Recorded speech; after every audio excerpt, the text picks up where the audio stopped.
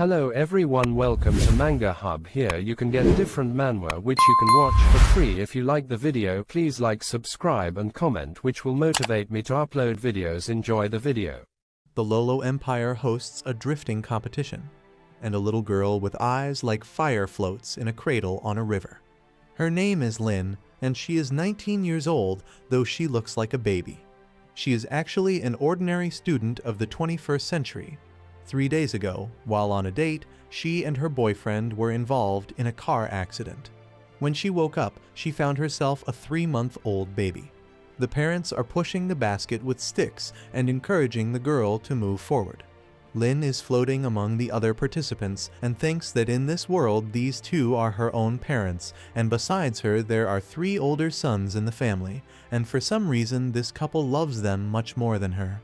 A father shouts to his daughter that if she wins first place, her emperor will adopt her and she will become a princess. Her family's happiness depends on Lin. In the future, her brothers will get married and need money, so everything is in her hands. The mother also shouts at her daughter that she cannot lose and tells her to keep going. Lin doesn't know what the emperor of this country is doing when he suddenly chooses a commoner to be his adopted daughter. She thinks this is totally abnormal.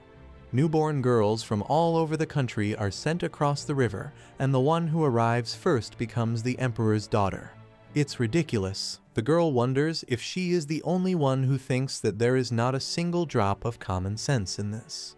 The children are screaming in their cradles, and their parents are cheering them on from the shore. Emperor Seo watches all this and asks the seer if he is sure that his prediction is not wrong, and if any of this crying garbage will be able to save his son in the future. A seer named Luo asks His Highness to just believe him. He has carefully calculated everything and can say with certainty that in 10 years there will be a great catastrophe in the Lolo Empire, and their prince will die in that catastrophe.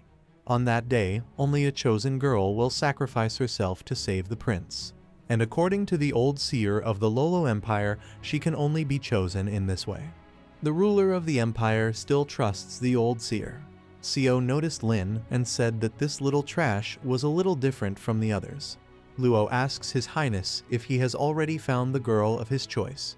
He congratulates Seo on having a little princess, but the emperor asks him not to be too hasty, because he needs to know for sure if she can become the princess of the Lolo Empire. The emperor starts to use magic, but the seer asks him to wait because he should not use his magic, because he might scare the people, and his magic is too strong, so he might hurt them. Shio orders the conversation to stop because he knows his limits. A large dragon appears above the river. The parents on the shore are frightened, and the children start screaming even more. The cradles containing the children begin to sink. The parents realize that it is time to stop this race and run to save their children.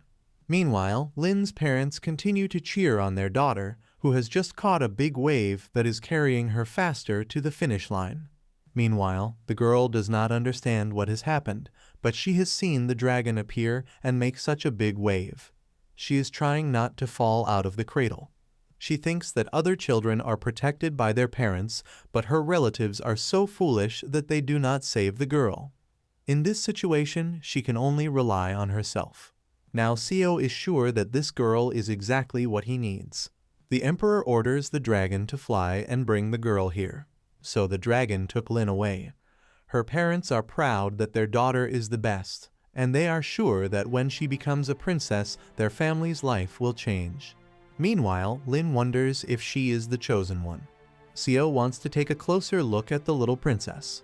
As the emperor holds the girl in his arms, he says that the little garbage is really ugly. Lin doesn't think she's ugly at all. Seo gives the girl to Luo, who says that she has to grow up first, and if she is not conscious in 10 years, he will kill her personally. He also tells her that the palace doesn't grow unnecessary garbage, and when she is 3 years old, she will do small jobs. His Highness has always hated women. He killed all women who touched him, even the prince's mother. But this time, he touched the little princess himself. Lin was given her own room. A maid named Shirley plays with the future princess, who asks her to wait until her food is ready and tells another maid, Catherine, to hurry. The girl's name is Lin, and an hour ago the Emperor adopted her, making her the only princess of the Lolo Empire. She was given a new name, C. And Shirley and Catherine are her personal maids who take care of the girl. Catherine puts on her makeup and tells Shirley to take her time. She says the baby will not starve, and she will wait until she is done with her makeup. This is terrible for C. She is only 3 months old, a baby, and can only drink milk. With a lot of effort, she was able to become a princess and enter the palace, but she is always insulted. She screams and refuses to be ignored. Catherine finishes her lessons, but she says that she is bored to death with this girl. C thinks she will finally get some milk. The maid takes the princess's clothes. She feeds her with a bottle. C finds this treatment too cruel.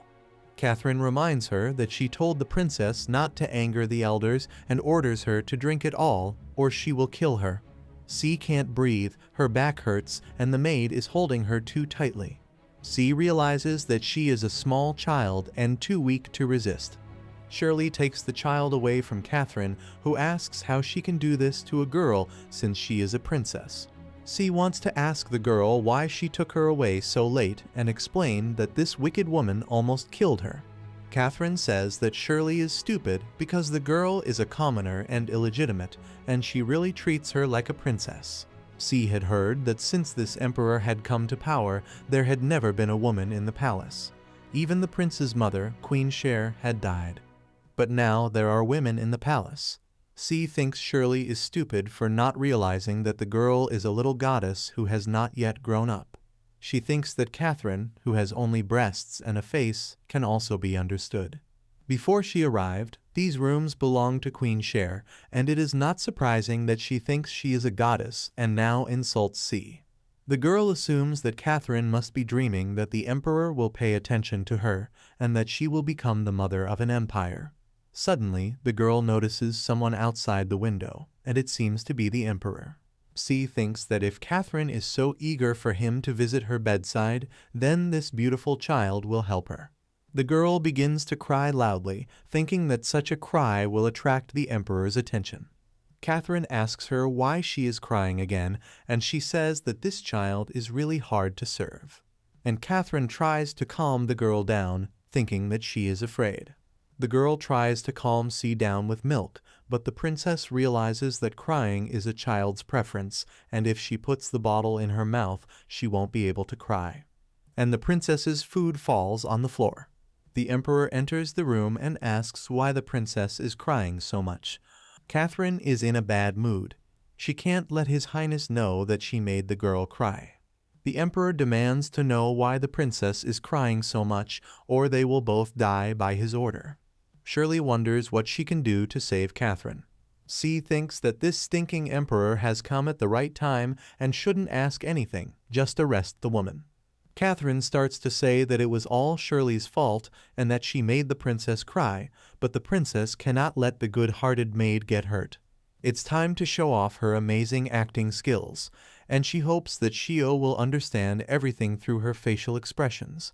Catherine tells His Highness not to be angry, explaining that Shirley is too young to understand how to entertain children. Shirley defends herself by saying that it was obviously Catherine who made the little princess cry. The emperor does not understand the girl's act, and Catherine wants to take her in her arms, but C clearly expresses that she does not want to. Suddenly C tells Catherine not to touch the child. She orders him to give the girl to him, explaining that she is his daughter and he can kill her or hold her. He says that this little child is really ugly. The princess doesn't want this rascal to think that she is a child and therefore doesn't understand anything. She can see from his expression that he thinks she is cute. He says one thing but thinks another.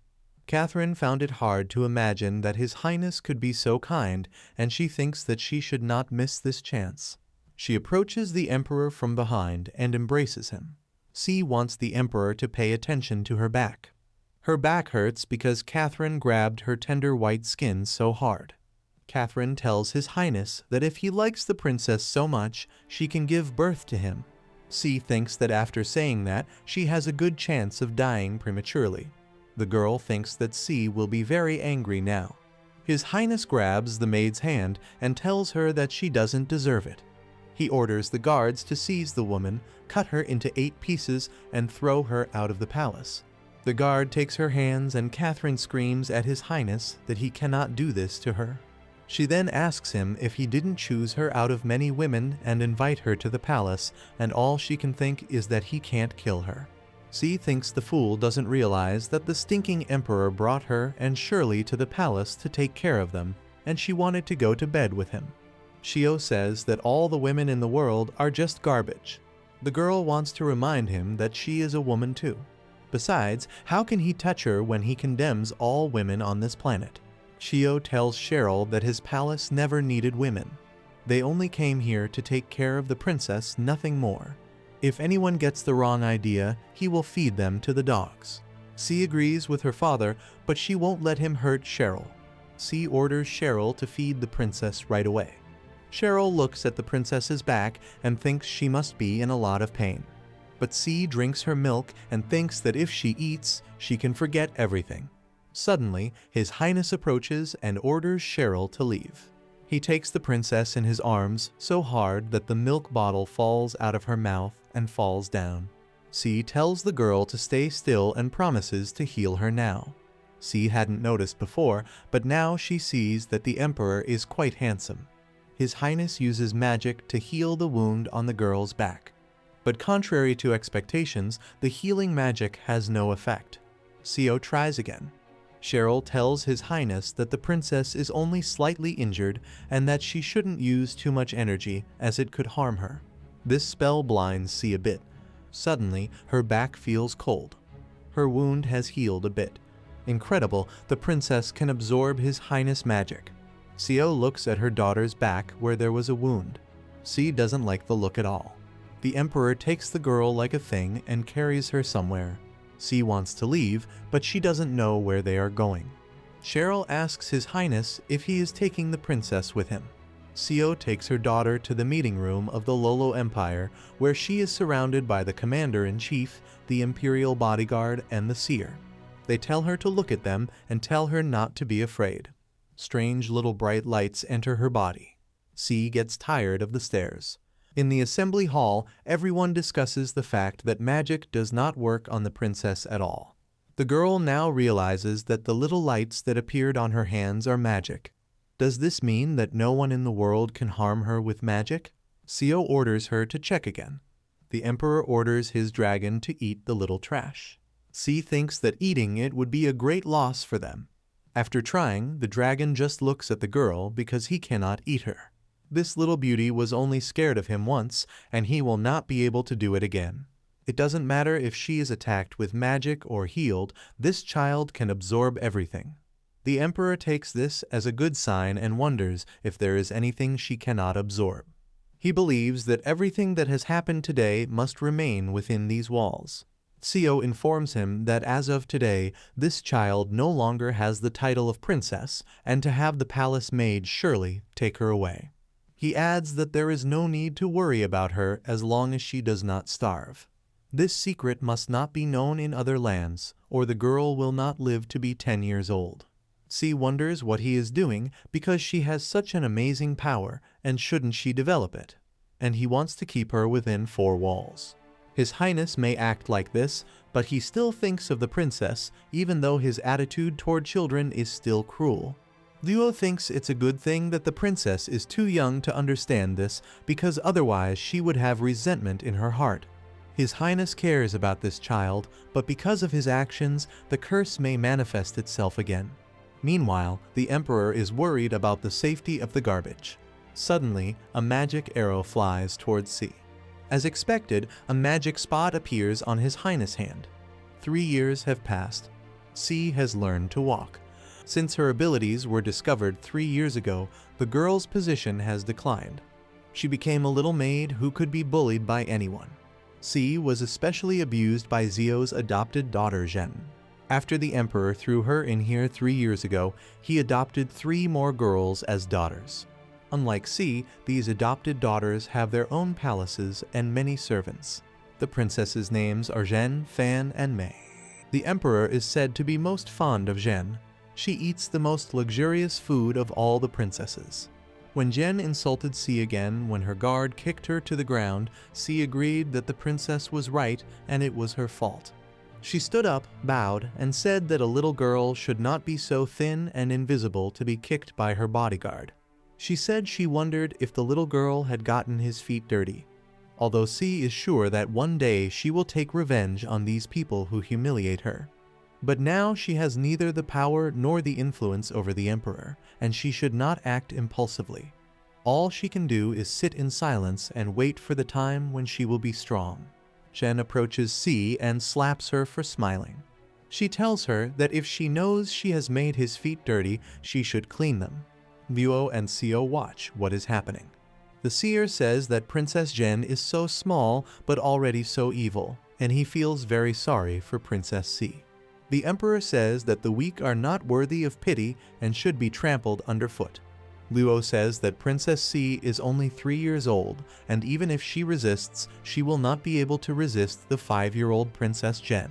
Besides, guests of honor from neighboring countries have arrived today, so it is an important day. The emperor doesn't meet important guests, but he came to see the little princess, so isn't he worried about her? Co says that age is no reason to be weak, and Luo agrees. Although the emperor speaks so harshly, the seer knows that even though 3 years have passed, he still worries about the girl. Every night at midnight he comes to her bedside and looks at his daughter. Co says that the reason he pays attention to the girl is that if she dies, there will be no one to save his son in 7 years. Luo thinks that he now looks like a stubborn dead duck who refuses to admit his feelings. Jen orders his guard Gao to beat Sheila, who is holding C, to death. The princess says that in such a large palace, there is no one to teach her a lesson. His Highness says that a maid cannot interfere in a conversation. The girl tells the maid to go away and let her polish the guard's shoes, or she will be beaten to death. But Shirley refuses, saying that even if she is not treated like a princess, she is still a princess, and asks how she can let her shine the guard's shoes. If anyone finds out in the future, she will not be able to marry. Jen tells Gao that if they don't want to shine his shoes, he can continue to beat them, or he can kill her with magic. Jen reminds them that they must do this soon, as they still have time to attend the festival. Gao obeys the order, but reminds her that she cannot be late. With the guard's magic, a green snake appears and takes Shirley and C into a ring. Luo sees that the princess has used magic. They cannot let them find out that the princess is able to absorb magic. Otherwise, the emperor's 3-year plan will be completely destroyed. The seer has no time to ask Shio what he is going to do. He summons a dragon, and the animal is grabbed by a snake, which twists the maid and C. The girl recognizes the dragon, and Jen sees her guard and his snake torn to pieces. Jen immediately begins to cry and hurries to tell her father that someone has killed her guard. The man says that he knows, and the princess thinks that her father loves her more than anyone, and will definitely help her find the killer. The girl hugs her father and says that she is very afraid, and he tells her not to be afraid and that he is there for her. Even though C calls the emperor stinky, Jen still thinks of him as a favorite father. He came at the right time, and the girl does not want anyone to know that she can absorb magic. Jen asks her father to help her find the person who killed Gao.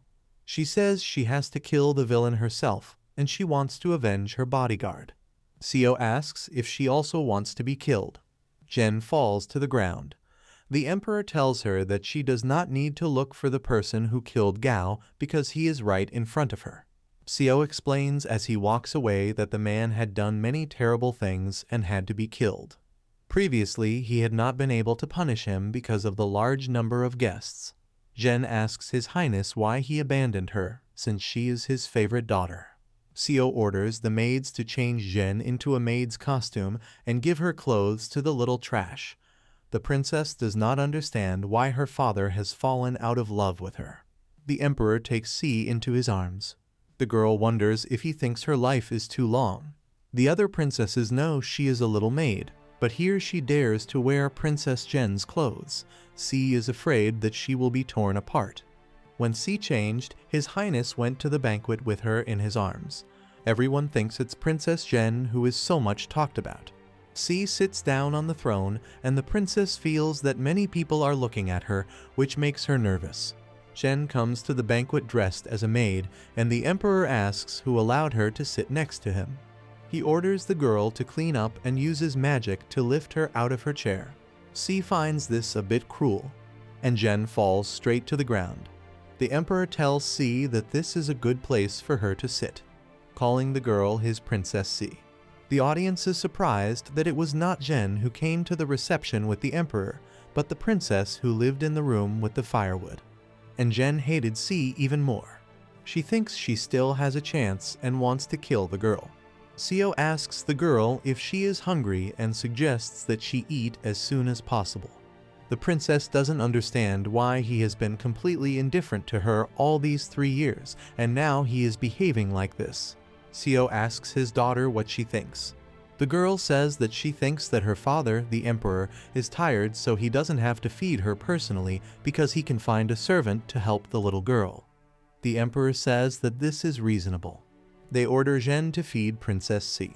At this point, everyone immediately notices the little girl. Jen asks the emperor how he can do this to her, make her work as a servant. C tells her to hurry up and asks if she won't obey the order. The girl obeys and asks C what she would like to eat. The ruler of the Gaga Empire, Nakang, is also present at this banquet, and his goal is to kill his favorite princess Zio. He believes that the emperor is only hiding behind his maid C to protect Jen. 3 days ago, Emperor Nakang had a conversation with his servant. 3 years ago, it was discovered that one of the 4 princesses of the Lolo Empire had the ability to summon magic beasts. Now there are only 3 ancient magic beasts left in the world, and they have all been defeated and are in their imperial palace of Gaga. At Shio's command, the girl can easily summon the most brutal magic beast, and at the same time destroy the Gaga Empire with a single word. Nakang asks how such a small girl can have such destructive power. The subject says that he does not embellish anything, and therefore, for the safety of the empire, he should send people to find the girl in the Lolo Empire as soon as possible and kill her so that they do not have to worry. Nakang asks how to recognize the girl. The priest says that the girl is very important to the Lolo Empire. Seo raises her like a treasure. Therefore, she is Zio's favorite daughter and must be killed. At the festival, Shio notices Nakang. He orders Jen to leave. But the girl cries and says she doesn't want to go because there are so many important people here today, and if she leaves now, she won't be able to see them later. Seo tells her daughter to go. Jen says he does not really love her, but the emperor orders him to leave immediately, saying that he will not repeat himself twice. And Jen leaves the hall. The audience gossips about the princess' low position. Suddenly, C tells her father that she is not feeling well and wants to rest. C wants to use magic, but the girl stops him. She thinks that he has lost his mind, that he wants to kill people at such an important event. She thinks he is too cruel, and no one dares to tell him that he cannot kill people. But what can she do? Besides, it would be better for C to leave than to be the subject of a discussion. Nakang thinks that C has killed many people and no one has ever dared to stop him. He thinks that this girl is very brave. He thinks that if the opportunity arises, he should kill her too, otherwise she will be his right hand when she grows up. Seo orders his servant Jui to take the princess to rest. The boy takes the girl in his arms and says he will escort her to her room. Nakang tells Seo that they haven't seen each other for a long time and offers him a drink. The emperor looks at his daughter and accepts. On their way out, the girl asks the guard if she can ask him a question. Jui says that she certainly can. The girl asks if her father loves her. Suddenly, Jui senses a strange aura coming from the forest. Now he thinks that His Highness was not worried for nothing, but this time Nakang's target was actually the princesses. The guard hides behind the princess and says that of course her father loves her. He realizes that he must deal with these murderers as soon as possible and prevent them from harming the princess. He uses magic and tells whoever is hiding to come out. The boy uses his crows against them, but they kill them. Now Jui realizes that these killers are not so easy. He tells the princess not to move until her subject kills some bugs. She goes to the forest. C is worried that he will be all right. At this moment, Zhen appears, pushes C to the ground, and says that she has humiliated her today, and now she wants to kill her.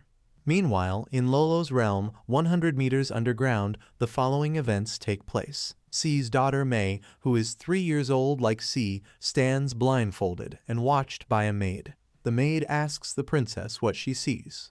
The princess sees the emperor's father and a group of people eating lunch.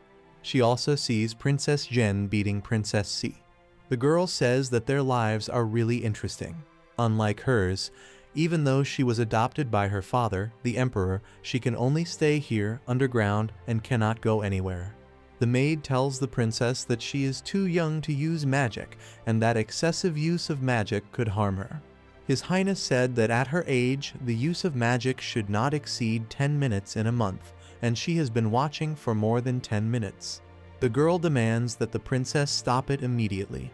But the girl is worried that C and Zhen are in danger. She says that an evil man wants to kill them. Meanwhile, Zhen has killed many of the soldiers who tried to hurt the princess. The warriors on the other side realize that the boy is weaker and that they must use all their strength for the last blow. So they combine their forces into one great dragon. Zhuan says that their dragon is nothing compared to his greatness. The boy orders his crows to tear the thieves apart. The birds attack the soldiers. Meanwhile, Zhen and C continue to argue. Zhen says that the girl has taken away her father, the emperor, and that he is only her father, calling her a wretched servant who has put her in a terrible position. Zhen is serious about killing the princess. A very beaten C wants someone to save her. She is only 3 years old and lacks the strength to push the older girl away. Suddenly, a blade appears from the ground and pierces Zhen's back. The blade passed through and almost hit C. But with the girl's strength, this magic could not affect her. The dragon Xiao appears and begins to act quickly so that no one will notice C's power. He freezes the blade and it breaks. Zhen asks C what she did to her and why she is suddenly so cold. Zhen falls and bleeds green. Her last words are about being saved and not wanting to die. C asks Zhen what has happened to her. Suddenly C appears and the princess asks if he has come to rescue her. The girl asks him to take care of Princess Zhen as soon as possible because she is seriously injured. The emperor says that there is no need and that Zhen is already dead. The father takes C in his arms and at this moment Zhen runs up to them. The boy gets down on his knees and says that he has failed the emperor and that the princess is safe because of his carelessness. He thinks he deserves to die. Xiao throws the princess into his arms and says it doesn't matter now. He orders him to take back the garbage and make sure she doesn't starve. He also orders them to report that an assassin has entered the palace, and to tell everyone that Princess C was seriously injured and fainted, and that Princess Zhen died suddenly. The news will soon reach the Gaga Empire. Before leaving for home, Nakong expresses his condolences to Xiao. He says that no one expected such grief in their land. He has lost his beloved daughter, and Nakong says that the grief in his heart seems vague. Xiao says that is true. Emperor Gaga says that in that case, he should leave. Xiao agrees. Nakong thinks that Xiao's expression is too arrogant and indifferent. The emperor thinks it is an honor for him to visit this place. He cannot bear this expression on his face. He thinks that the emperor must feel terrible about losing Zhen. But today, Nakong is in a good mood, so he forgives the emperor this time. After all, Nakong believes that he will meet her again soon, and all he has to do is wait. When the delegation leaves, Luo asks the emperor if he really wants to let them go. Xiao tells him that he has killed the princess of his country and asks how he can think that he will let him go. Xiao says that Nakong has killed one of his princesses and that he will cut up all his princes and bury them next to Princess Zhen. Shirley and C lie beaten in bed. The princess wakes up to find the emperor at her side.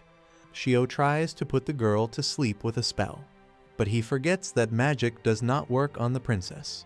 The girl asks if he came to see her. Xiao says that is not the case. C thinks it is very bad that Zhen is dead. She thinks the Emperor definitely hates her now, and she wonders how she can win his favor. If he really cared about her, she would not be living in this cramped room. Charlie, who is lying next to her, coughs, and the girl asks what is wrong. The woman says that a princess should take good care of herself. Shirley tells His Highness that Princess C has never done anything wrong and asks if he could take her back to her quarters to be treated as before. C cries and says that Shirley cannot die. The girl asks her father if he can save Shirley because she has many serious injuries and Gao beat her very badly today. The girl says that she was fine during the day, but now she is coughing up blood, and C asks her father to save her. C looks at her with an indifferent gaze. The princess continues to beg, asking if he can use magic to heal the maid. The man asks if she is asking him to help the maid, and C just begs for it. C pushes the princess away, saying that this is unacceptable and that the emperor cannot use his magic to heal a servant. The girl falls to the ground. She is in great pain but tries to be strong. Shirley and Seo ask if she is all right. The girl thinks, how can this be? She only asked him and the stinking emperor just pushed her. But she must not show her displeasure. The girl begs the emperor again to save Shirley. She believes that she should not be afraid and that only he can save the maid. Even if he pushes her away again, she will just keep begging. Now her pride means nothing. Shirley's life is all that matters. The girl finds the strength to smile, but she doesn't give in. She thinks this kindness will melt the ice of his heart. Shirley tells the princess that people like her are not worthy of being treated by His Highness, thus putting the emperor in a difficult position. Shirley coughs up blood again and asks the princess to take care of herself after she dies. C begins to cry, and she does not really want Shirley to die. She kneels down and continues to beg her father for help. Shio tells the princess to be quiet and tells her that he will not save the maid. However, he can find someone who will. He calls the sleeping Luo to him and tells him to wake up. The man asks His Highness what event has caused him to call this servant so late. Seo says that it is nothing serious and that he called him to save the maid. Luo asks how this is possible since he is a respected scholar and how he can treat a maid. C takes his hand and tells him that the little girl is asking for help. She says that if he is so important, he cannot let anyone die. Luo agrees to heal Shirley, but the maid tells him to stop because people like her are not worthy. C tells her to shut up. She doesn't want Shirley to say that. The girl says that every human life is precious and there is no one more worthy than her. C explains that she is the most important person to her, and she doesn't want her to say that she doesn't deserve anything. C tells Shirley to calm down, that Grandpa will heal her, and if she has nothing to give back, she can just keep taking care of her. The princess tells her not to worry and that she will find a way to repay her grandfather. Luo realizes that this is the girl who was chosen that day. Her attitude, temperament, and charm are truly fascinating. As expected, she is really different from those spoiled princesses. Luo has healed Shirley and strengthened her body at the same time, but in the future, strong physical attacks may be very harmful to her. C is very grateful to her grandfather. The emperor leaves without saying a word. Luo follows him and tells His Highness that Princess C is really very nice. Having lived so long, his old subject has seen many princesses, but Princess C is very different. The emperor walks away in silence, and the scholar asks why he is silent. Seo says that he also helped save the maid and asks why C thanked him alone and said nothing to the emperor. She also said that this maid holds the most important place in her heart. He asks if this means that there is only room for one person in her heart and that the maid has already taken it. Luo realizes that His Highness is angry and that they need to change the subject urgently. Otherwise he will go mad, which is even more terrible. Grandfather says it has been 3 years since Princess C entered the palace, and since then she has had to save the prince from death. Luo suggests that perhaps they should get to know each other better first to establish a relationship. He hopes that eventually they will become closer. For Princess Zai's sacrifice to be voluntary. The emperor asks Luo where he thinks is the best place for them to meet. The man thinks that the meeting between the two little strangers does not look arranged. For example, they could organize a picnic in the country, and an accident might happen there. And then suddenly a prince will appear and rescue the princess. The emperor says the sooner you start, the sooner you finish. A day later, in the morning, Shirley invites the princess to sit down because everything is ready and she can start eating. The planned picnic has begun. C wonders why the emperor suddenly ordered her to come here to eat. She already sleeps where the servants eat, so what is the difference? And why must she be in a city with many mosquitoes? Meanwhile, Luo tells the prince that he has something to learn. In 7 years, he will face a great disaster and may lose his life, and only a little girl can save him. Before that happens, however, they must meet. The boy asks if she will be in danger. Luo says that his father, the emperor, does not allow him to talk about it, but he thinks the boy should know. He says that in 7 years, when he is 11, a terrible event will happen, and this girl will sacrifice herself to save his life. The prince realizes that, in other words, he is the reason for her death. During the picnic, a strong wind came up and blew all the food in different directions. It even began to hail. Shirley takes the princess in her arms and tells her that it is not safe to stay here and that they must leave as soon as possible. Suddenly, C notices the emperor's dragon in the sky, and she has a hunch that it was her father who caused the hail. What is he trying to accomplish? Does he want her to die in the hail? Luo tells the prince to act quickly before it is too dangerous to save Princess C. The man reminds her that she will want to repay him in the future and will willingly sacrifice herself. The boy says he won't do it, he doesn't want anyone to die in his place. Seeing the whole situation, Shio decides to take other measures. Shio is caught in the wind and calls Shirley for help. The emperor catches the girl and tells her to stay still as he will introduce her to someone to treat well. C asks her father whom he wants her to meet. Shio introduces his son, Prince Jiang of the Lolo Empire, to the girl. He says that they should get to know each other. Now everyone sees the prince everyone is talking about, Jen. She thinks he is incredibly cute. Luo says the two of them should talk here and get to know each other better, and their old subject must go and follow the emperor. It seems to see that Prince Jiang does not look happy. The atmosphere has become too tense, and she decides that she must say something. Even though she doesn't understand why the emperor wants to introduce her to this little prince, it seems like a good idea to make friends with him. Jian pushes the girl and tells her to go away, because she has no right to get too close to him. The girl falls to the ground. The prince is a little panicked, but C says she is fine and he doesn't need to worry about the little girl. She thinks that the emperor likes to push people around and that his son is just like him. She realizes that she has to put up with it because this boy is the only prince in the empire. His title is very high, and even though she wants to hit him now, she must restrain herself. Jin says that even though the girl was adopted, she is still a commoner. He asks if she thinks she has the right to stand next to the Lord. He tells C that he does not want to meet her. He pushes her again. The boy goes away, and the princess thinks that this little prince is so cruel. John was born very weak and ill. His father, the king, used magic to keep him alive. He could have died as soon as he was born. Shio could not let his son die. The scholar Luo predicted his fate many times.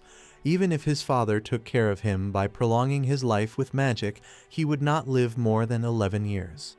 It is said that when he turns 11, a disaster will strike the Lolo Empire and he will die.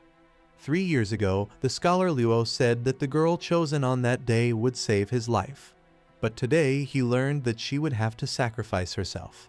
The prince does not want to be attached to this girl, nor does he want anyone to sacrifice themselves for him. C catches up with him and tells him he can't be so cruel. Yes, he is a prince, but if he is a prince, how can he insult and humiliate others?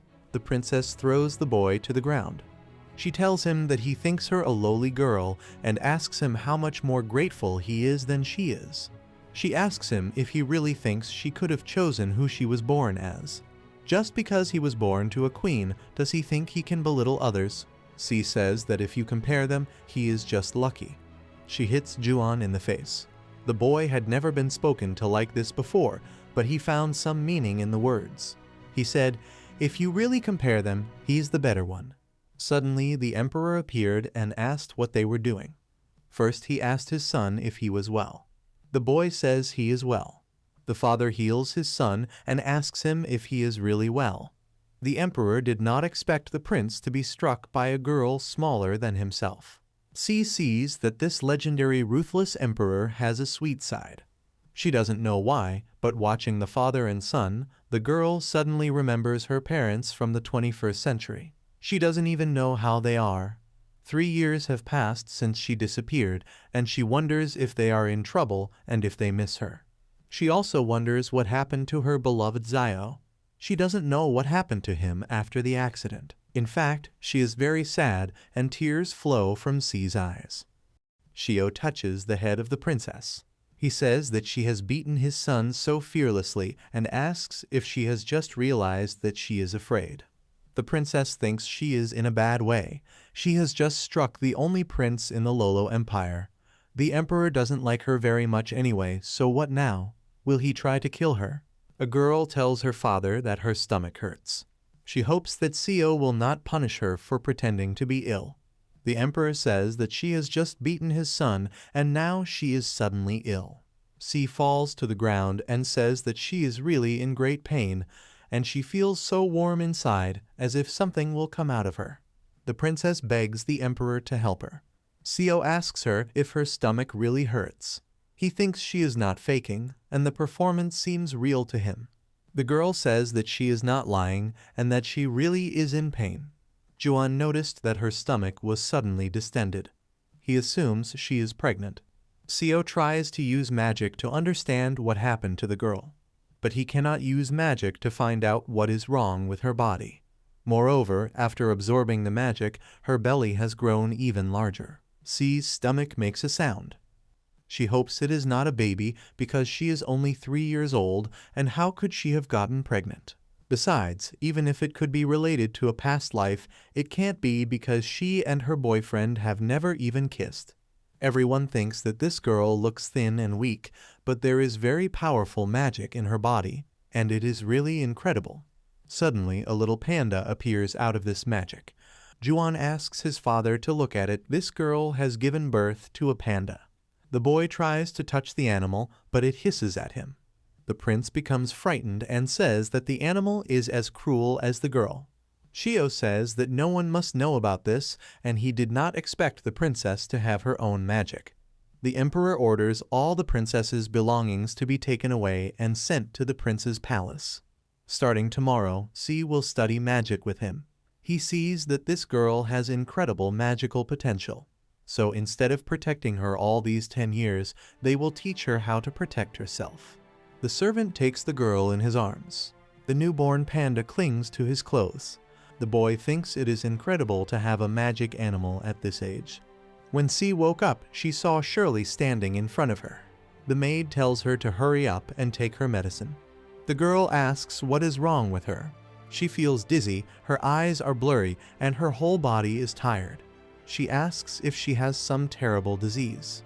The princess remembers that in the morning her belly swelled up and became very large, and then something came out of it. Shirley reassures the girl that she shouldn't worry, that everything is all right, and that her health is not in danger. Everyone thinks she fainted because she used too much magic. The maid says that besides that, it was not labor. Her bodyguard says it was a magical beast that appeared before time. The princess is only 3 years old. How can she have children? If this were true, she would not be able to marry. Shirley shows C the panda and says it is her magic animal. C's bodyguard tells Shirley that the magic animal is a crystallization of her own magic that has taken shape. Each magician's magic is unique, and most magical creatures are animals. For example, Jui's magic beast is a crow, and her emperor's is a giant dragon. Princess Jen's bodyguard's magic beast was a giant snake. Once magic takes its form, it begins to grow along with the wizard's ability. When Zai's beast is strong enough, it will be able to protect its master. The appearance of the magic beast was very painful for the princess, but she would like to have many magic beasts. C wondered if the Emperor had suffered such pain when he had the magic beast. It is hard to imagine his face at that moment. The princess is about to pick up the panda, but Shirley stops her. She tells the girl to take her medicine first before picking up her cute pet. For some reason, the maid never called the animal a panda, and C wonders why. Shirley urges the princess to take the medicine because the bodyguard Jui said she wouldn't get better if she didn't. The princess agrees to take the medicine. C thinks that Shirley's behavior is strange. Meanwhile, C watches the princess. Luo tells His Highness not to worry and that she will feel better immediately after taking the medicine. The soothsayer is not surprised that His Highness chose the princess's room because it is very easy to observe. The Emperor says that this useless child has a magic beast, almost died herself, and is simply a problem child. Luo says that even though the appearance of a magic beast is the basis of magic, Princess C has never been taught it. He asks how it can be considered useless. Luo had studied many phenomena, but he had never seen a magic beast appear at the age of 3.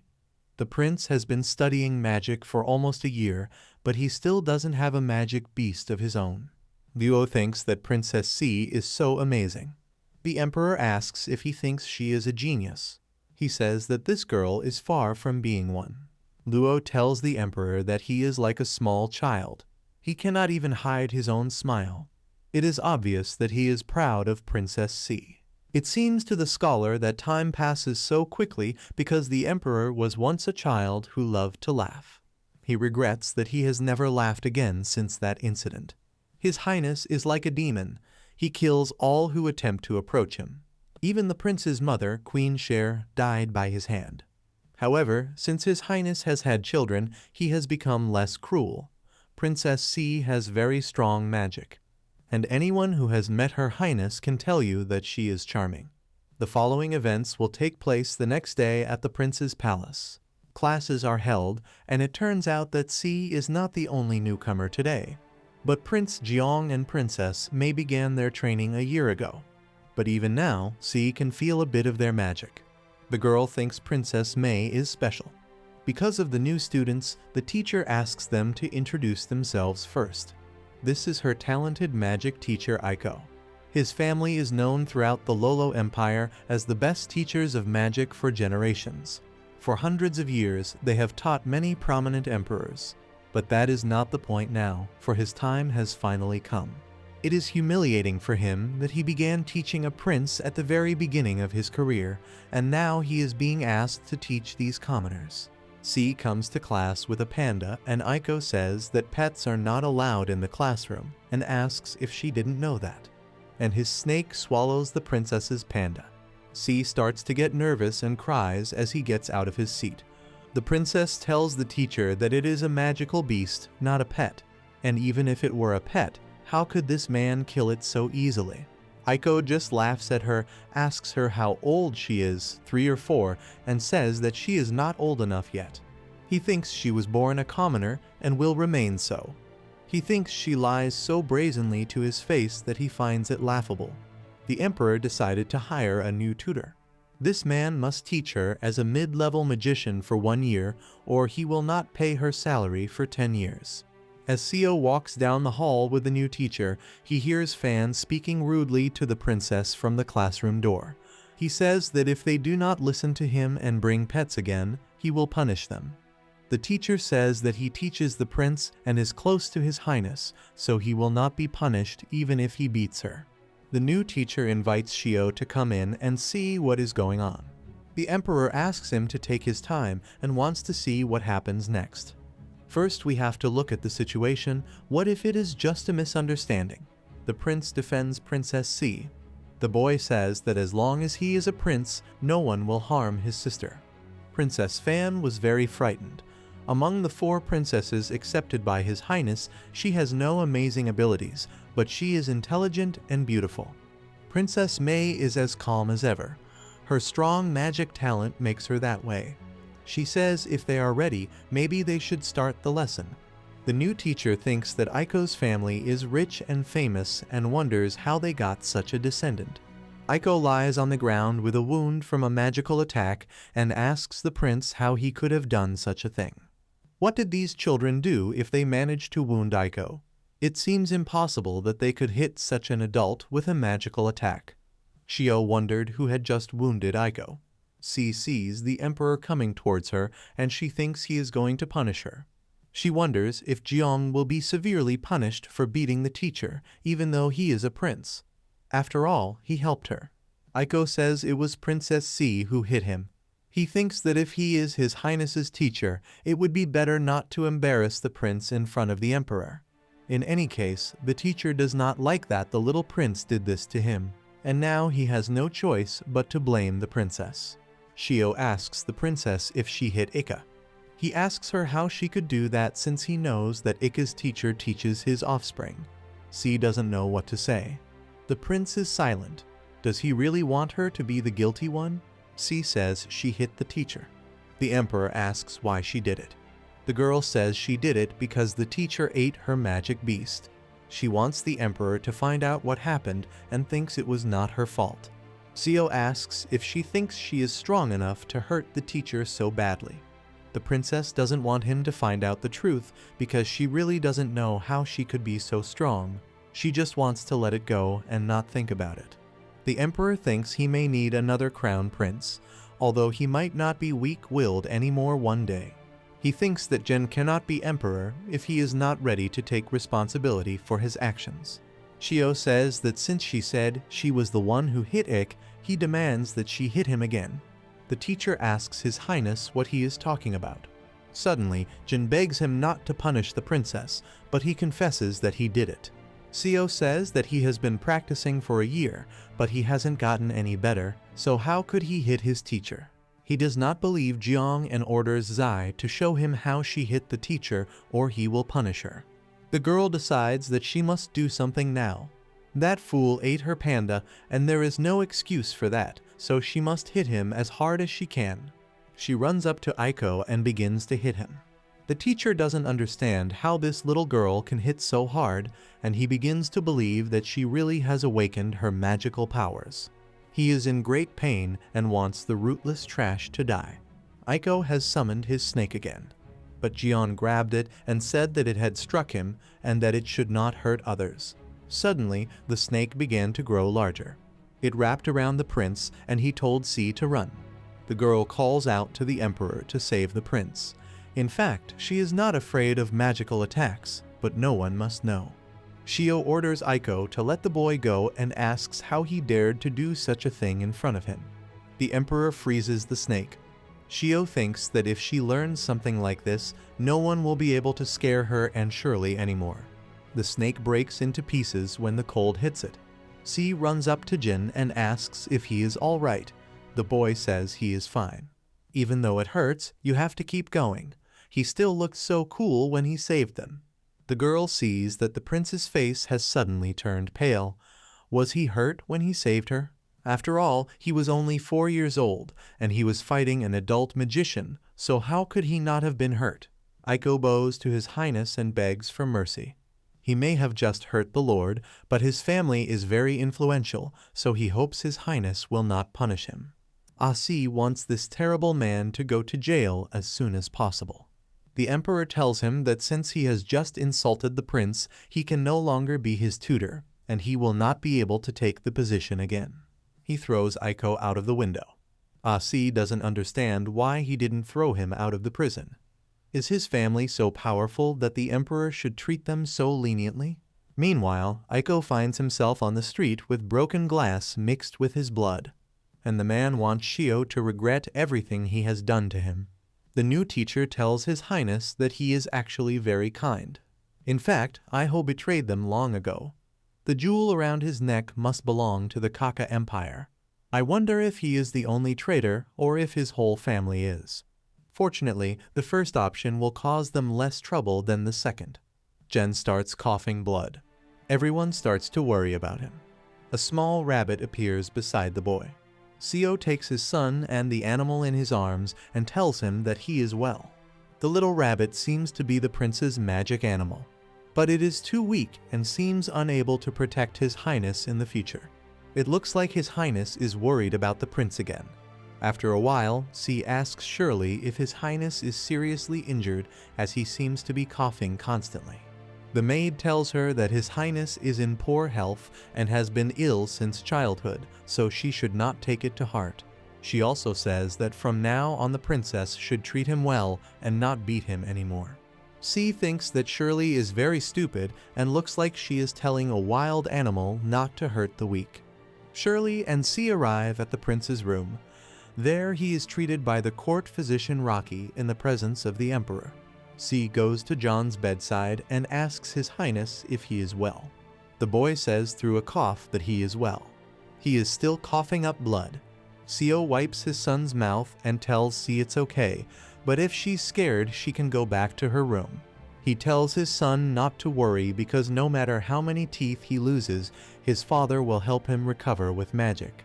C still cannot believe that the emperor is so concerned about the prince. Pale complexion, weakness, coughing up blood, and loss of teeth. These symptoms seem familiar to C. She looks at the prince carefully. Rocky looks as if she has something to say. He finds the girl so unreasonable and wonders why His Highness did not execute her immediately. C calmly says that the little girl has something to say and hopes that her grandfather will let her speak. Rocky says very unhappily that if she has something to say, she can say it. But she should do it soon because she is interfering with his treatment of the prince, otherwise it will affect his illness. She should worry more about her own little life. The girl asks if she can try to cure the prince. If she is right, the little prince must have a blood disease. After all, she is only 3 years old, and she is afraid that no one will believe her, but at least they will give her a chance to try to help. The doctor asks where this stupid child came from and how she dared to say such stupid things. He tells His Highness that his subject asks him to execute this girl who does not know the rules, otherwise he will refuse to treat the prince. Shio tells him not to be so rude. He approaches C and says that he is Elder Roki, known throughout the world for his healing magic. The emperor takes the girl in his arms and says that he has been trying to cure the prince for 3 years. The girl says that she knows that the grandfather who heals the prince is very wise. But the little girl thought that if magic could not cure the prince for 3 years, then perhaps the prince's illness had nothing to do with magic. Rocky says that this is utter nonsense, and that there is nothing in the world that cannot be cured by magic. In addition to magic, he also used ancient medicine to treat the prince. He does not understand where this girl came from and how she dared to doubt his healing abilities. It is too much for him. The girl says she knows magic is powerful and useful, but she has read in a history book that people have only been able to use magic for 10,000 years. And before healing magic, there were many ways to cure human diseases, like medicine, therapy, and even psychology. So she thought maybe the prince didn't need magic to heal him. C asks Grandfather Rocky what he thinks about this. The doctor finds it strange that these words were spoken by a 3-year-old child. When he was 3, all he could do was play and get dirty. The emperor thinks that these history books are too boring and that he needs patience to read them.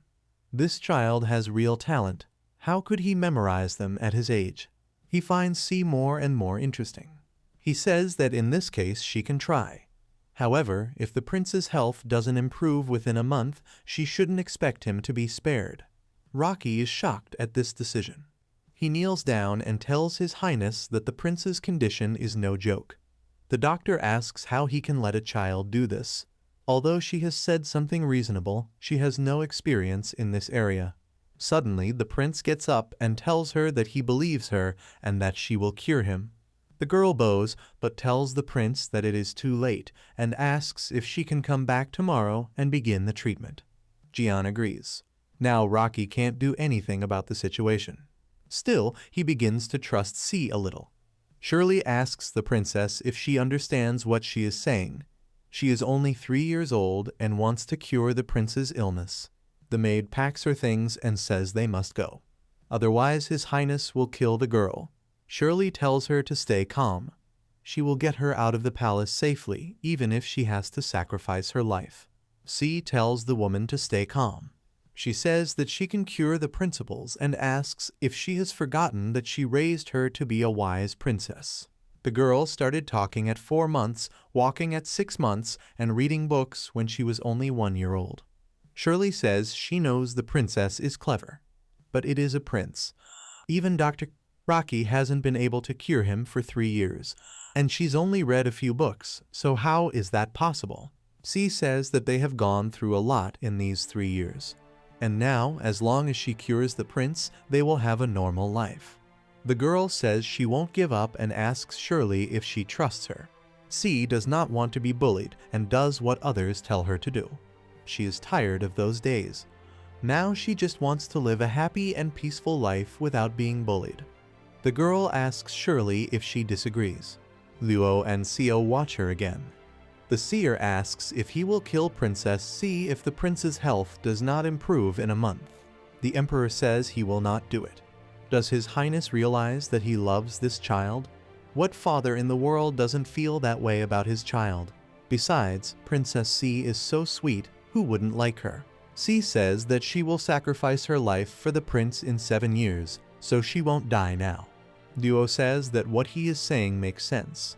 But will His Highness really be willing to sacrifice this child to save the prince? The emperor says that this little trash said she had read many books and knew many historical facts. Seo asks why he does not know this. And what else does he not know? Luo says that he watched her every night for 3 years, and she has known about it for a long time. To avoid being watched, the girl decided to come to Luo every morning. She didn't ask for anything more than a quiet reading of a book. Seo asked her if she had read his whole collection of books. Luo says that she had, and tells him that she began to speak when she was 4 months old. The emperor asks why he did not know this. In fact, one day, 3 years ago, Luo could no longer stand it and secretly decided to visit her, and she already understood everything. That's when the old scientist realized that the princess could speak at the age of 4 months. Since then, she began to ask to read and was eager to learn new things. As the girl grew older, she learned to walk and could come to him to read. In spite of her age, she has a good memory and an amazing reading speed. If it takes him half a month to read a book, it takes her only a day. Seo says that this little trash can be surprising. As a father, he never knew his daughter was so smart. Meanwhile, in the palace of the Gaga Empire, Nakdong kicks his son in the chest. He says that Princess C and Prince Jiang of the Lolo Empire, who are only 3-4 years old, already have magic beasts, and he is 7 years old and still does not have them. The emperor asks how he could have such a son. Prince Mincy says that he is useless and has disappointed his father. Nakdong summoned his magic beast and ordered his son to get out of his sight. And the boy obeyed him, and he went away. The emperor says that his son is a miserable piece of trash. He smashes dishes. At first he only killed his adopted daughter Xiao, and he has killed his 3 favorite sons. Nakong wants to take revenge on him. He can't wait for Emperor Lolo's children to die. Mincy was originally a simple student, but an accident brought him into this magical world. When he was born, his body could not withstand the powerful magic. His mother died after going through heavy labor. When he woke up, he was very frightened. There were dead bodies on the floor. Nakong saw this powerful magic in his son's body and believed that he could use it to destroy other countries and unite the continent. When Mincy saw his father for the first time, he thought he would kill him, but when he saw him, the man's eyes became happy. It was as if those corpses were not on the ground. Although this man had great hopes for the boy, he did not use magic to save the world. He became intolerant and cruel to him. The father beat his son with a whip and said that he was really useless because he could not learn to use magic, and it was no use to educate him for so many years. In fact, he had learned all about magic beasts when he was 3 years old, but no one should know about it. No one knows that his magical ability is his adult form. Mincy's father is very abusive, and he is too weak to stand up to him now. He thinks it is better to hide rather than let him know his true strength. However, he is very interested in Princess C and Prince Jiang. They are very small, but they already have magic beasts, so he is interested in them and sets out to find them. He arrives in the realm of Lolo. It was a third weak country controlled by other nations. Until 18 years ago, Zio, who was only 17 years old, defeated all his opponents and became emperor. Within a few years, he turned the Lolo Empire into a strong country compared to the Gaga Empire.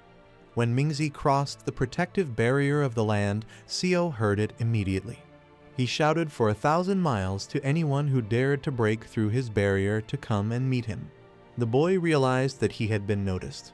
He flies to the emperor, who asks him if he wants to die, and the boy says no. Zio says that if he wants to die, he will let him do so comfortably. In all these years, he is the first person who has dared to break into his palace. He calls his dragon, and the boy realizes that this magic is very powerful. He realizes that if he fights it, he has no chance of winning, and he decides that he must run away. And he disappears from Zio's sight. The emperor says that this child is interesting, and Mincy coughs up blood, and he did not expect the emperor to be so strong. He thinks that his father is a stupid man who wants to kill him. He even sounds stupid. He has lost too much energy fighting him. Now he won't be able to fly for a while, and he has to leave as soon as possible.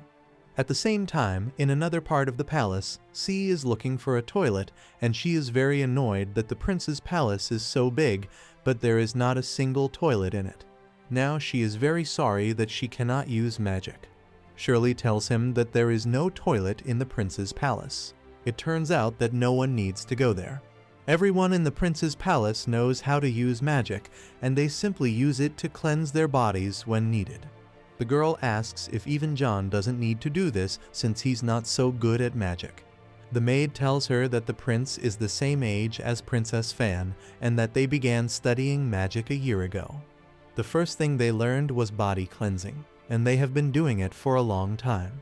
But in Princess Fan's palace, there are two maids who do not know magic, so there must be a toilet in her palace.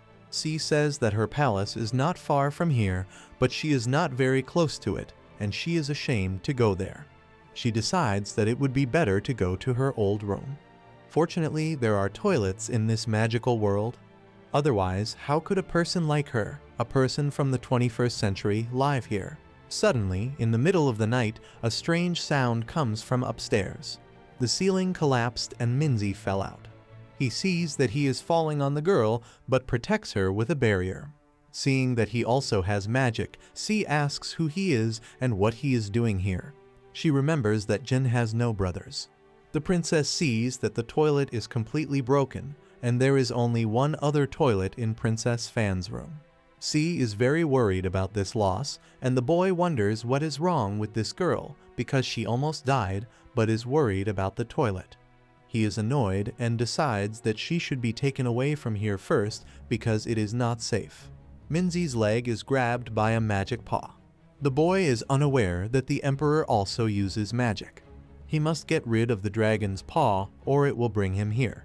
The girl also noticed the dragon's paw and wondered why it clung to him. She thinks that the boy might be an evil man whom the emperor wants to kill. Mincy sees that this girl is an ordinary child without magic. He asks why she is still here and tells her to leave before he kills her. He has heard that Seo kills women and cannot allow him to meet her. But C doesn't go, and the boy asks if she really wants to die. The girl thinks his weak magic is no threat to her and says she will leave now. Mincy tells her to leave and to remember not to tell anyone about what happened tonight or he will kill her. The princess tells him not to be so angry and that he scared her. She falls as if by accident and touches the magic paw on his leg. The magic disappears. The girl continues to pretend, saying she is in great pain. She absorbed her father's magic, but she couldn't handle his magic. So he really didn't mean to hurt her, and he's not a bad guy. Minzy is surprised that the girl doesn't know the body cleansing magic, but she was able to absorb the dragon's paw. C asks him to help her. She says she is in great pain after the fall. The boy gives her his hand to help her up. Suddenly someone calls for Princess C. Juan and Shirley search for the princess. The maid is very worried. and the boy tells her not to worry, that they will look for her better. C watches them and sees that her foolish Shirley has been captured by a handsome man. The girl calls to them and says she is here. The woman immediately runs to the princess and asks where she has been. When she awoke, she did not see her and was very frightened. The little girl assures Shirley that she is all right. She explains that she suddenly had to go to the bathroom, and the girl saw that she was asleep and did not wake her. Shirley says that she shouldn't do that and that next time she should just say if she wants to go somewhere. The princess agrees that from now on she will always tell her when she wants to do something. This palace is surrounded by a protective barrier, so Princess C is in no danger. Jui doesn't know why the maids were so worried, but it's a good thing the princess was found. He suddenly realizes that something is wrong. He sees someone hiding around the corner. C is afraid. It would be very bad if they found the boy. Aiko appears before them and tells them not to worry. Jui asks what he is doing here so late. C doesn't understand where the boy has gone. The man explains that he had to resign as the prince's tutor, so he feels a little awkward. He was just out for a walk, but he accidentally ruined Jui's date with the lady. Shirley tries to explain that this is not a date. Jui says that what Aiko's teacher said doesn't seem to be true. He blows up the toilet next to the teacher. C is now shocked that it will probably never be repaired. Aiko is very upset by this situation. He thinks he is the prince's teacher anyway, and Jui is just a protector, so how dare he suspect him? Lolo's empire is worth nothing to him anymore.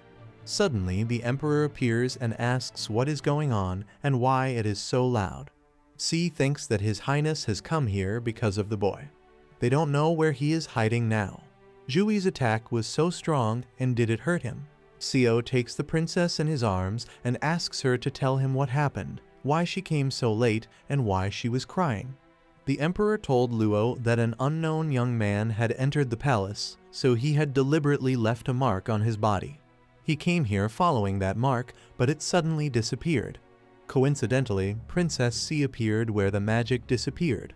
Luo guessed that she absorbed the magic from the mark to save him. The princess tells her father that nothing happened here. She just went for a walk and got sand in her eyes. She thinks she was going to the toilet and was crying because it exploded, but how can she tell someone like him? The emperor sees that she has been crying, but he does not want to tell the truth and asks her if she is lying to him. He also suspects that she wants to protect the young man and that she might have let him go. C tries to be nice, but he asks how she could lie to him. The princess thinks that maybe he won't ask about going to the bathroom, but he will ask about the boy. Shio feels bad that this girl dared to lie to him to protect the boy. He asks the others why they are here. They bow and say they are here by chance. The emperor throws C into Juyu's arms and tells her never to go out at night without his permission. C leaves and Luo tells him to wait. The princess thinks that she has made the emperor angry, which is bad, and wonders what she should do and whether she should calm him down. Luo asks his highness what is wrong with him and whether he suspects the princess of releasing the man. The emperor asks the old man why she dared to lie to him about a stranger.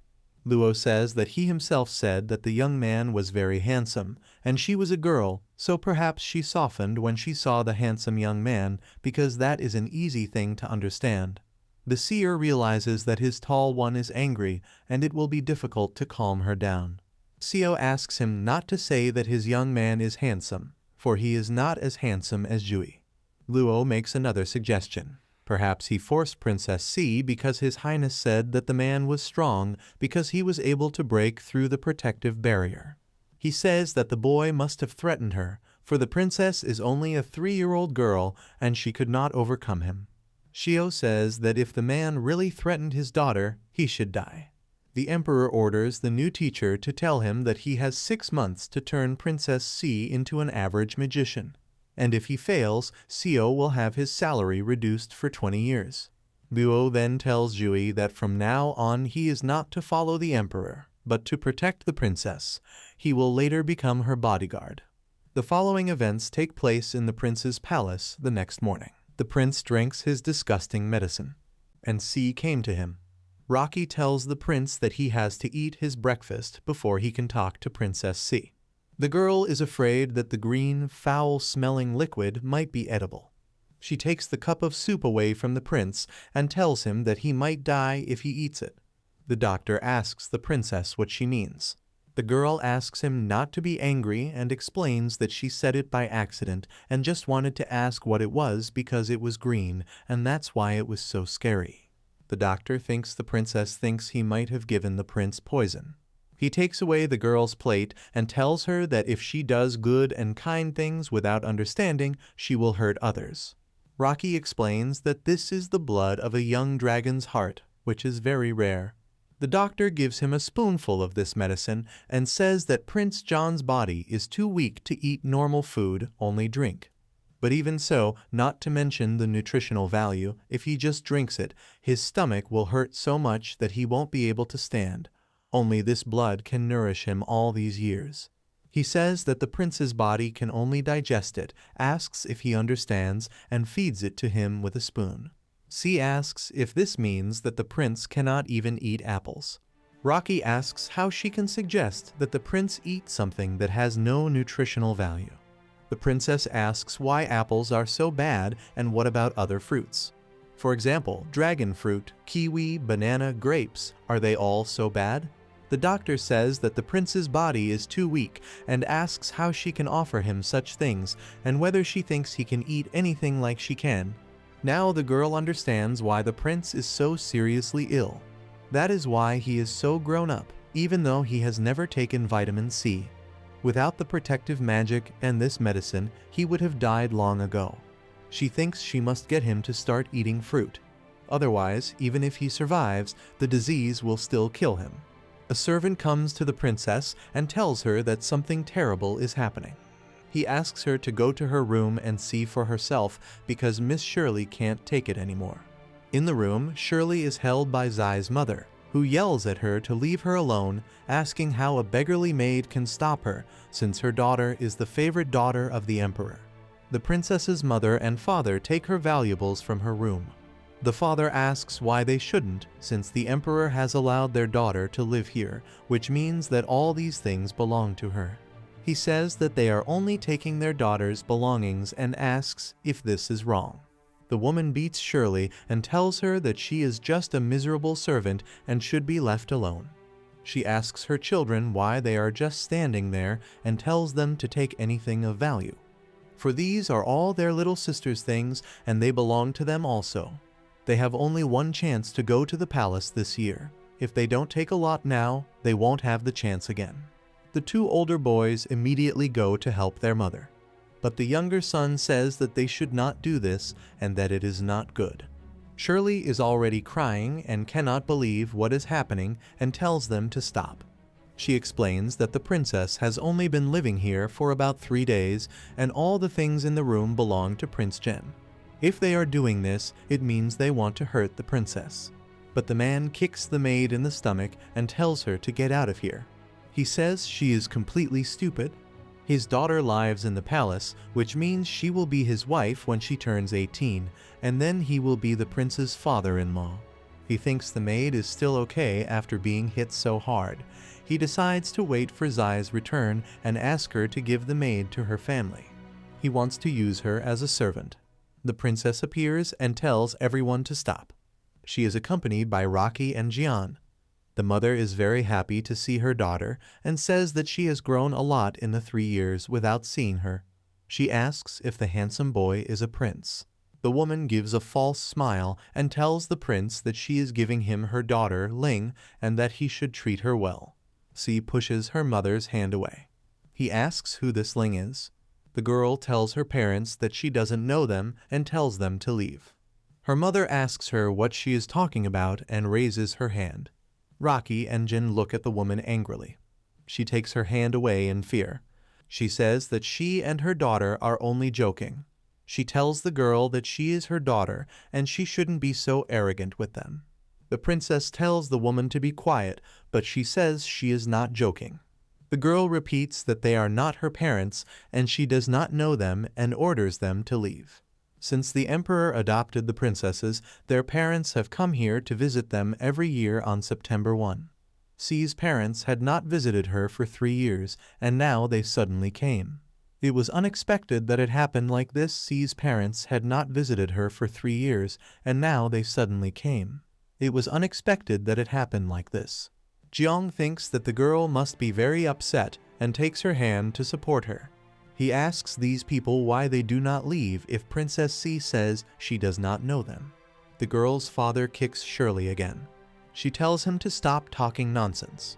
He raises his hand to C and asks her how she can treat her parents like this. How dare she send them away and say she doesn't know them?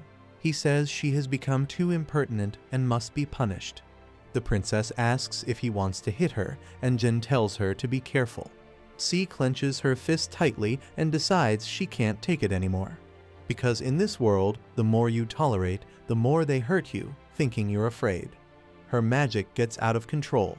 She thinks that only fighting will scare them, and they won't decide to attack again. The father is afraid of his daughter's strength. He falls to the ground and asks what she will do to her father. He sees that his daughter has been in the palace for 3 years, but she has already learned magic. Suddenly, the emperor appears and asks who dared to make noise in his palace. He begins to work magic on the man, who cries out in pain. Shio asks who they are and why they are in his palace. Rocky asks His Highness why he has come here. The emperor says that this is his palace and asks where these people came from. The children are afraid of him, but they hope he will not kill them for taking some of their sister's things. But the things fall from their hands. Shio asks the princess why she cries. He asks the girl to tell him what is wrong. He just calms her down and tells her that it doesn't matter what's going on, and she should just remember that his princess shouldn't cry because someone is bullying her. The emperor says that she should just fight back. He thinks that she is so young, but she already has so much power, and he doesn't even know if it's good or bad. She hasn't learned to control her magic yet. If he had come later, she would not have been able to control it. He orders the guards to grab the 4 and beat them, but not to stop until he tells them to. Her father asks C to simply tell the emperor that they are her parents, but she says she should not treat them that way. The brothers ask their sister for help as the guards grab them, and Seo orders them to begin. The guards beat them with whips, but they continued to address C. The children cry out to their mother that they are in great pain. Rocky, meanwhile, heals Shirley from the beatings. Suddenly, their younger brother approaches the princess and says that he knows they are wicked, but asks if he can ask her to forgive them. C sees that this face is trying to be happy, and it is very similar to her face at that time. She felt very uncomfortable at that time and wanted to cry, but she controlled her tears and tried to smile. The boy begins to cry and beg his sister on his knees. She agrees and asks the third brother to stand up. She feels nothing for this family, and even if they died, she would not care. But she does care for her younger brother. At the time C came into this world and into her family, this woman was a nanny for another influential family. Although she spent her milk on the sons of the influential family, she did not give the girl a drop. When she was very hungry, her mother would only give her a small piece of dough. She said that this milk was for the sons of the masters and that she was not important enough to drink it. The mother thought that she only needed a little bit of dough so that she would not die of hunger. Meanwhile, the brothers abused the girl. The youngest brother thought that he should help her, so he asked his mother for some milk, and she asked him to wait, promising to bring some. After C was born, she had a hard time fighting for her life. She could not say anything, and she was hungry all day. When no one was home, her younger brother fed her milk. Sometimes the girl wanted to die, but for a small child death is something luxurious, and at that moment he appeared. She will never forget his smile that day. He promised her that he would not let her die of hunger, and he would try to bring her milk. If he hadn't come that day, the girl would have died. She will never forget this. So C asks her brother to calm down and promises to ask her father for forgiveness. The emperor asks if she is sure of this request, and the girl says that she is. Seo says that it is up to her. They tell the guards to stop, and the princess thanks her father. Jiang says that his father has pardoned them and now they must leave. Rocky thinks that the prince was too weak before and couldn't even raise his voice, so why is he like this now? He can almost see the aura of an emperor in him.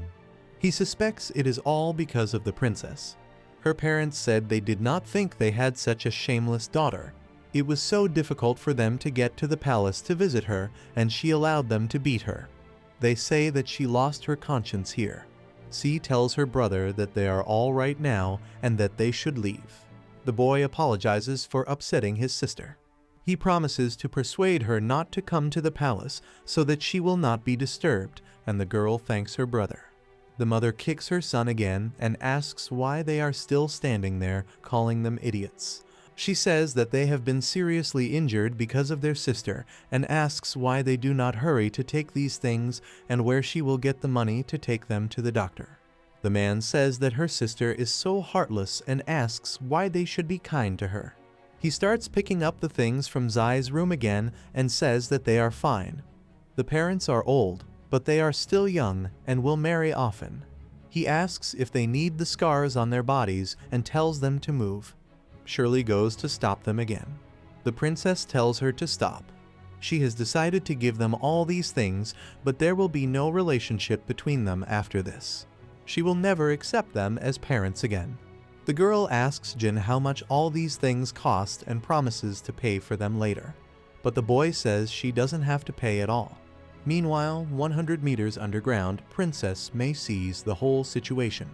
She was adopted after her birth, and no one has visited her for the past 3 years.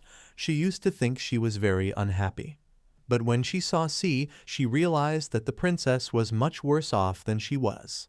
Mei was approached by a maid named Linma who told her that she was using magic and that she would hurt herself if she continued. The princess takes Linma's hands and tells her that this is what her father told her. But Mei has used magic many times and asks if the maid has ever seen her hurt by it. The girl says that if her eyes had not been closed by her father, she would have been able to see more, even the future. But Linma continues to insist. She tells the princess that if the emperor has ordered her not to use magic for too long, she must obey him. The girl says that the emperor has put her 100 meters underground and she has no one but her maid, so she asks if she can't see the outside world. Today is September 1st, the day when the princesses' families come to visit them, and Mei likes to look at them. Of all of them, Princess Fan inspires her the most. Her parents are very kind to her. Of course, her father does not love her very much, but he does not treat her badly. Suddenly, Mei sees a girl who looks very much like Jin.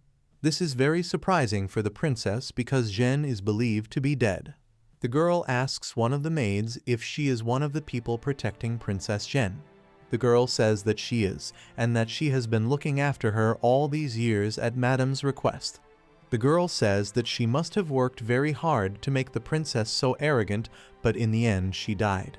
The girl says that she has seen many different foolish servants, but she would not dare to accept a servant like herself who had killed her mistress. She tells the other maids to deal with her and to be careful. The women pull out the knife, and the unfortunate maid tells Miss that she cannot do it because she was only following Madame's orders, and if Jen had not died, she would not have had a chance. But one of the maids stabs her in the back and tells her to shut up, because what she is not supposed to say, she will never say, and asks if she does not know this rule. Mei is very frightened to see this, and Linma asks what she sees and if she is in danger. The girl tells the maid that she has seen a very terrible thing. A week later, in class, Jiang and C try to use magic to lift the water. Teacher John tells them to just rest. He asks the prince to think of his health and not to overexert himself. The boy says there is no need. Every day he drinks the medicine C prepares, and he is much better. He realizes that he must be strong, for if he is weak, he will not be able to protect others. The prince must be stronger than the emperor, so that no one will dare to offend him and see later, and he will violently punish anyone who dares to offend him. The children say they will not rest, for they must become stronger. John does not understand what is happening to these children. They are suddenly interested in magic and say they want to become stronger. He is a little frightened when he looks at them. It is very difficult to minister to them. Fan asks May why they are practicing magic so hard and what they have encountered recently. The princess says she doesn't know, but she suggests that they may have come across something interesting, so they decided to get stronger. May thought C's magic beast was dead, but it turns out that as long as the masters are alive, their beasts are alive. That panda is so cute, May thinks, and she wants a magic beast too. The princess gets up and Fan asks where she is going. She says she is going to practice magic. The girl doesn't understand why everyone else is so interested. May tells C and Jeong that she is going to practice with them. She is able to lift the water with ease. The teacher thinks that Princess May is so young, but her magic is incredible. The prince tells the teacher to be careful. But before he can say this, a stream of water pours down on him. May immediately begs him to forgive a blind person like her. Everyone begins to laugh at the situation. John dries himself with magic. What is he to do with these children? They are grateful, so he cannot hit or scold them. He sees that it is very difficult to make them intermediate-level magicians within 6 months. C says that this is such a power, and he doesn't have to worry about the rain when he has such a magical power. May asks if he is angry. The teacher says that he is not angry at all. The princess says she wants to have her own magic animal like C and asks if he can teach her. John thinks it's great that she wants to master a magic animal. Prince Jeon and Princess Fan started learning magic a year ago, and now the prince has his own magic animal. Although Princess Fan doesn't have one, she knows how to make one, and Princess C had one before she started learning magic. He forgot that now only Princess May does not know how to get a magic animal. He asks C to tell him how she got her pet. The princess asks if magic animals are not born by themselves. The girl says that the first time she gave birth to it, it hurt, but then it was eaten by an evil teacher's snake. She thought the animal was gone, but suddenly she gave birth to it again. The second time it was not as painful as the first. The girl asks if it is not true that magical beings are not born. The teacher corrects the girl. He tells the princesses that they do not give birth to a magical animal. They bring it out after they have practiced. He thinks it is his fault for forgetting that Princess C has a magical animal but does not know how to bring it out. When they practice to a certain level, they have power in their bodies, and your body transforms the power into the appropriate animal. Then they hold it, and the magic flows out with it. Then they use their thoughts and their hand or finger to release the beast. This is how the teacher shows his magic beast. The children say that it is a very beautiful creature. The teacher says that a good magician can control the appearance of a magical animal, and he wants to show it to them. On the battlefield, he can turn it into a fierce lion that kills thousands of enemies. C is puzzled to think that she is the only one who gave birth to the animal. She always wondered how the emperor gave birth to his magic beast. Someone has broken through the magic barrier. In the presence of John and Luo, Jui tells His Highness that it is his fault. He says it could be the people who snuck in during last week's meeting and later broke Princess Zhen's barrier. Fortunately, this time they only did it to Princess Zhen, but if they dare to touch Princess C, the consequences will be very serious. The emperor says that everything is fine. He says that the company can predict it and that scientists in other countries are not so stupid. They will soon be able to calculate it. Whoever wants to cut off their Lolo Empire will not miss a single chance to destroy it.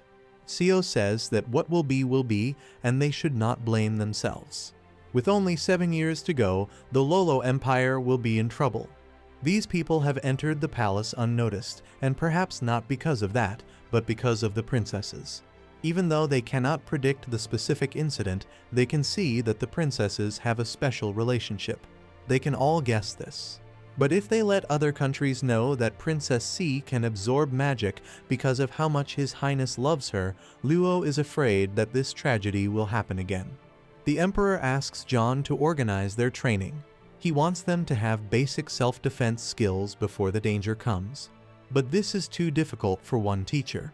They are all the Emperor's children, so how can he train them hard? Co asks not to be soft with them just because they are a prince and princess. John is a warrior, and he must know that they will only be able to protect themselves through intense training. A flower under a glass cap, in spite of its beauty, cannot survive without protection. The Emperor wants these children to be able to survive on their own when he dies. John bows and says he understands and will try his best to teach them. His Highness has a look on his face as if he misses his younger self. Luo could understand. The year his father died, other countries came to kill the royal family of the Lolo Empire. He couldn't forget the desperate look on his Highness's face. In the evening, C visited Princess Fan's palace. It was raining heavily, and the princess offered to stay the night. C says that she should not, and that she and her maid must return. It is too late, and she has come here to use the toilet, which is very annoying, and she should not stay here. When the girl leaves, Fan thinks that she feels that Princess Zai's magic is stronger than the prince's. She is surprised that C hasn't learned purification magic. She learned it in the first lesson last year. Juan and the emperors are walking in the rain, and the boy tells his Highness that he has completed his investigation. At this time, there were 5 people who had snuck in from 3 countries. General John discovered them.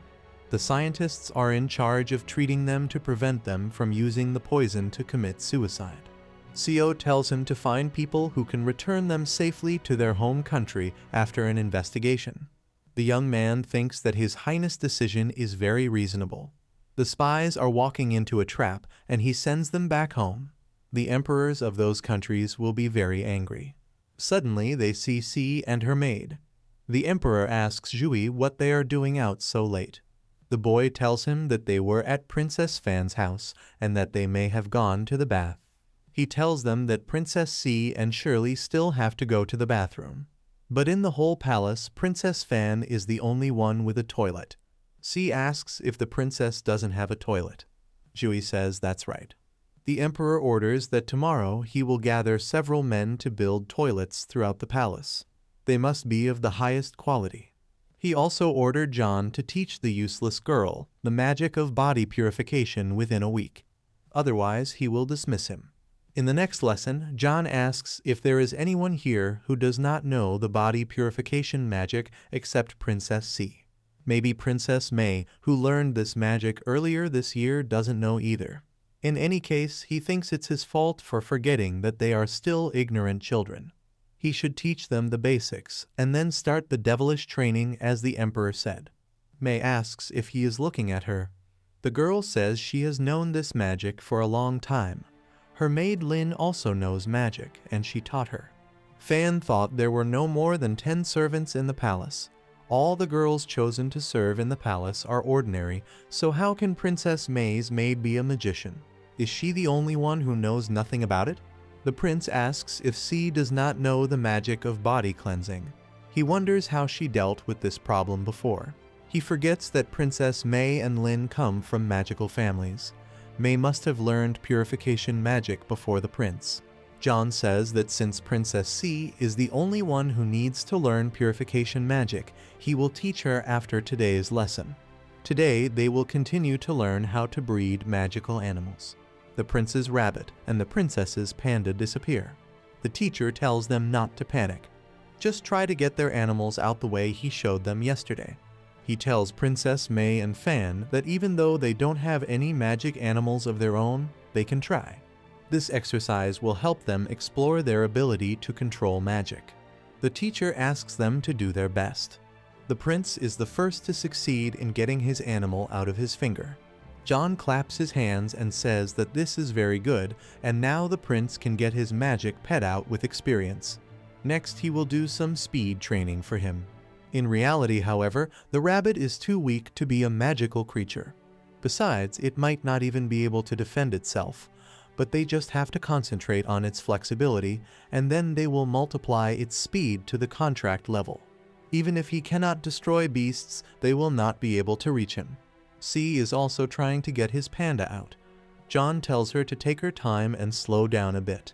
Princess C's magic animal is a black and white panda, small but fierce.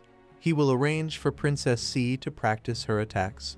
but she is too young and her skills are weak. He must first teach her to control her power. Otherwise, as her magic grows, she may become a danger to herself. Suddenly, May begs the teacher to pay attention to her. She manages to bring out her magic animal, and it is a butterfly. This kind of magic animal is very rare. Only one person in the Lolo Empire has such an animal, and that is Sri. Princess May and Princess C are children with strong magic powers. The teacher could not have predicted that Princess May would be able to summon her magic beast in just 3 years. This child has an incredibly bright future. John says that this is very good and that this type of magic animal is the best in terms of offensive or defensive abilities as well as information gathering. He tells the princess that her magic animal is very powerful, and her butterfly is female. Before she learns to control this magic, the girl must not let it go even half a step. May says she understands and thanks the teacher.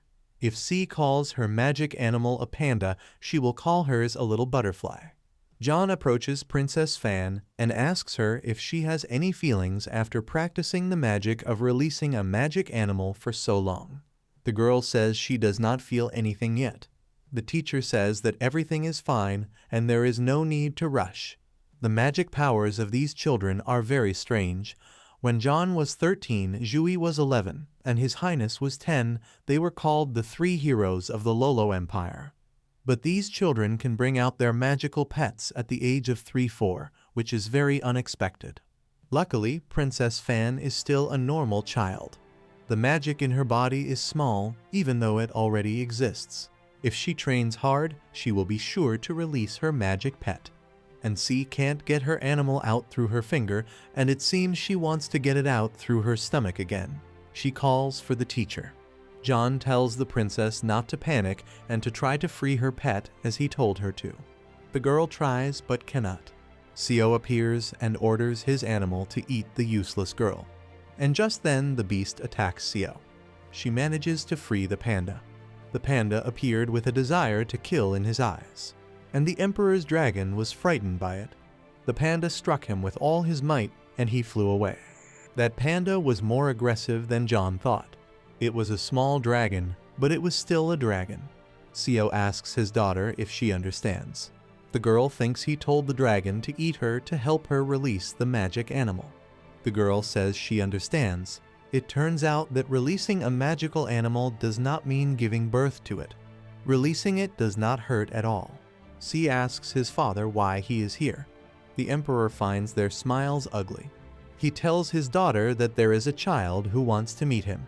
The emperor walks away and the girl catches up with him and asks who wants to meet her. The prince asks C to wait for him. John thinks that His Highness was very angry about getting the dragon's blood for the prince, otherwise he would not have brought him here. But he wonders who this child is who wanted to meet Princess C when the emperor himself came to get her. Fang thinks that Princess C is so happy that the emperor helped her get the magic beast, and she wants him to help her as well. Suddenly, the princess notices the prince's animal on her shoulder. May says that he seems to love her more than Jin. She asks the teacher if he knows why. John tries to understand the cause by using magic. He saw something in the princess. May asks the teacher if he has found the cause. The man says that his strength is running out and he doesn't know yet. In fact, he has realized which magical creature belongs to Princess Fan. May is sure that he knows. C sees that her brother wanted to meet her, and Shirley is crying in the background. She asks her brother what is going on. The boy says he came to see her because he didn't know what else to do. The princess asks him not to worry and just to tell her what is wrong. The brother tells her that since his parents had been in the palace, they had been angry and had broken everything. They came to the maid's house and beat her parents, and they took away their house. C asked how they could do this. The princess approaches Shirley and apologizes, saying it was her fault. The maid begs to help her parents. What should the princess do?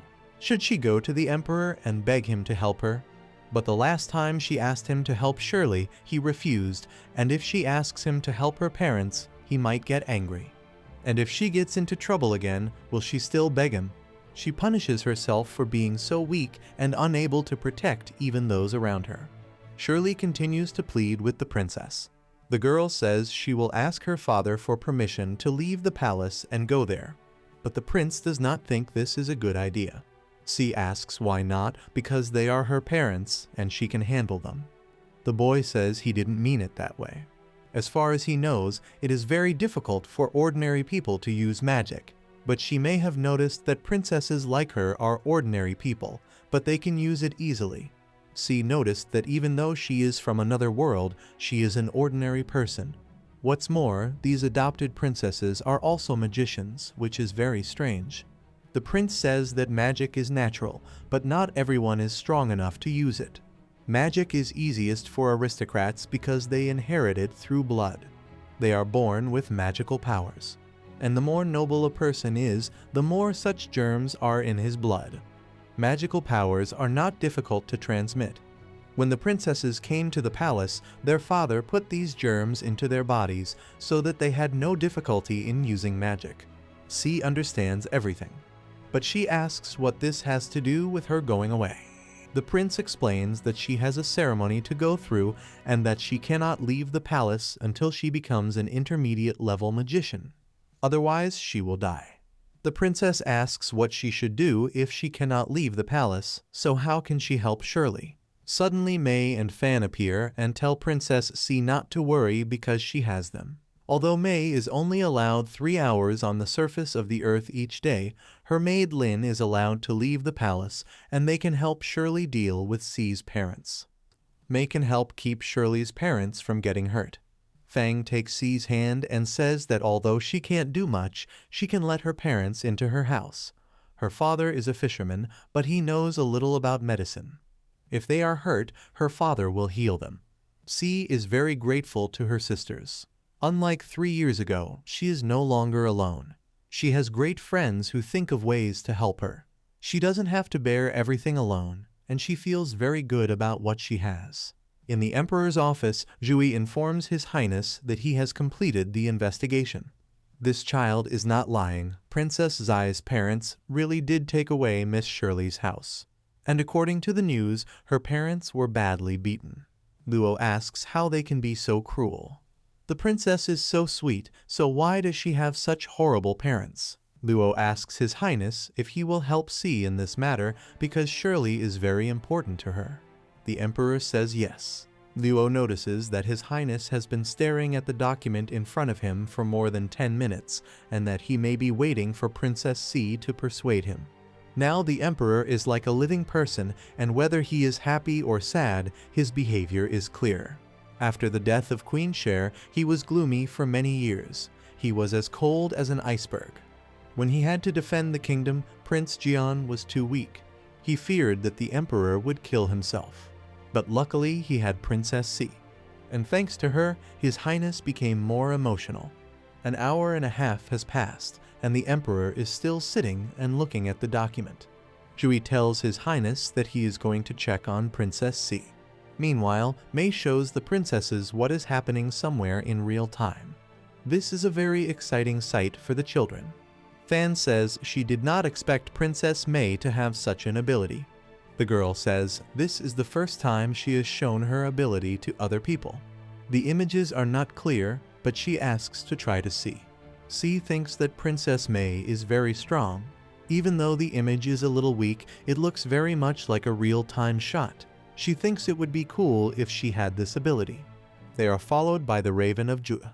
The children see Lin telling Zai's parents that they must leave Miss Shirley's house while she is still good. Otherwise, they will be sorry. The woman asks who she is and says she is just a servant. Her husband says he will beat her to death with a club. Lin begins to use magic and says if they do, she won't bother with them. In any case, if they are Princess Zai's parents, she will not kill them. The man and woman don't understand what this magic is, but it already begins to work on them. They begin to run in panic and call for help. Their youngest son begins to worry about them, and Lin assures him that they are fine and that she was only warning them. They will not dare to come here again. C asks Princess May what Miss Lin did and why they were so afraid. The girl doesn't know, but she can look into her parents' minds to find out. C realizes it's illusion magic, and it looks so powerful. The prince thinks that C is very strong to be able to use magic at such a young age. He did not expect Princess May to be very strong as well. He thinks that he is the only one who is weak. The prince needs to get stronger, and he needs to practice more and more. Alphonse did not expect Miss Lin to be so strong. She sees that Princess May is also very strong. His raven, who has been watching the children, arrives at Jui's house, and the boy tells His Highness that everything is bad. Princess May's seal is weakened. She tells the princesses and the prince what she sees, and it is really bad. Fan tells Princess May that she didn't expect Miss Lin to be so strong. May says she learned that today as well. She thought she was just a maid who knew a little magic, but suddenly she was so powerful. C says it's strange that such a strong magician is usually a maid. May doesn't know the explanation either. C wonders about the relationship between Princess May and Miss Lin. If her father hid her in the dungeon, he must be hiding something. Suddenly, the Emperor appears and tells them not to do this again. Suddenly May's eyes turn red and C asks what is wrong with her. Fang and Jiang are also very concerned about the princess. The girl says her eyes are fine. The Emperor lifts May by her dress and says that he sees they have a lot of free time now. Then he commanded them to go and run 20 rounds. And C is to run all 30. He orders Joyu to stay behind to supervise them. The children are not very happy with the news. May is lying in bed and the Emperor removes the bandage from her eyes. John says the princess is seriously injured. The Emperor says that she does not realize how strong she is and that she is making trouble for herself. He treats her eyes, and the teacher thinks that the Emperor adopted her 3 years ago. The first time he saw her, she was a crying baby. The following describes the events 3 years later, after Princess C was locked in the firewood room. John, Luo, Jui, Fan, and Jen were walking in the rain with the Emperor.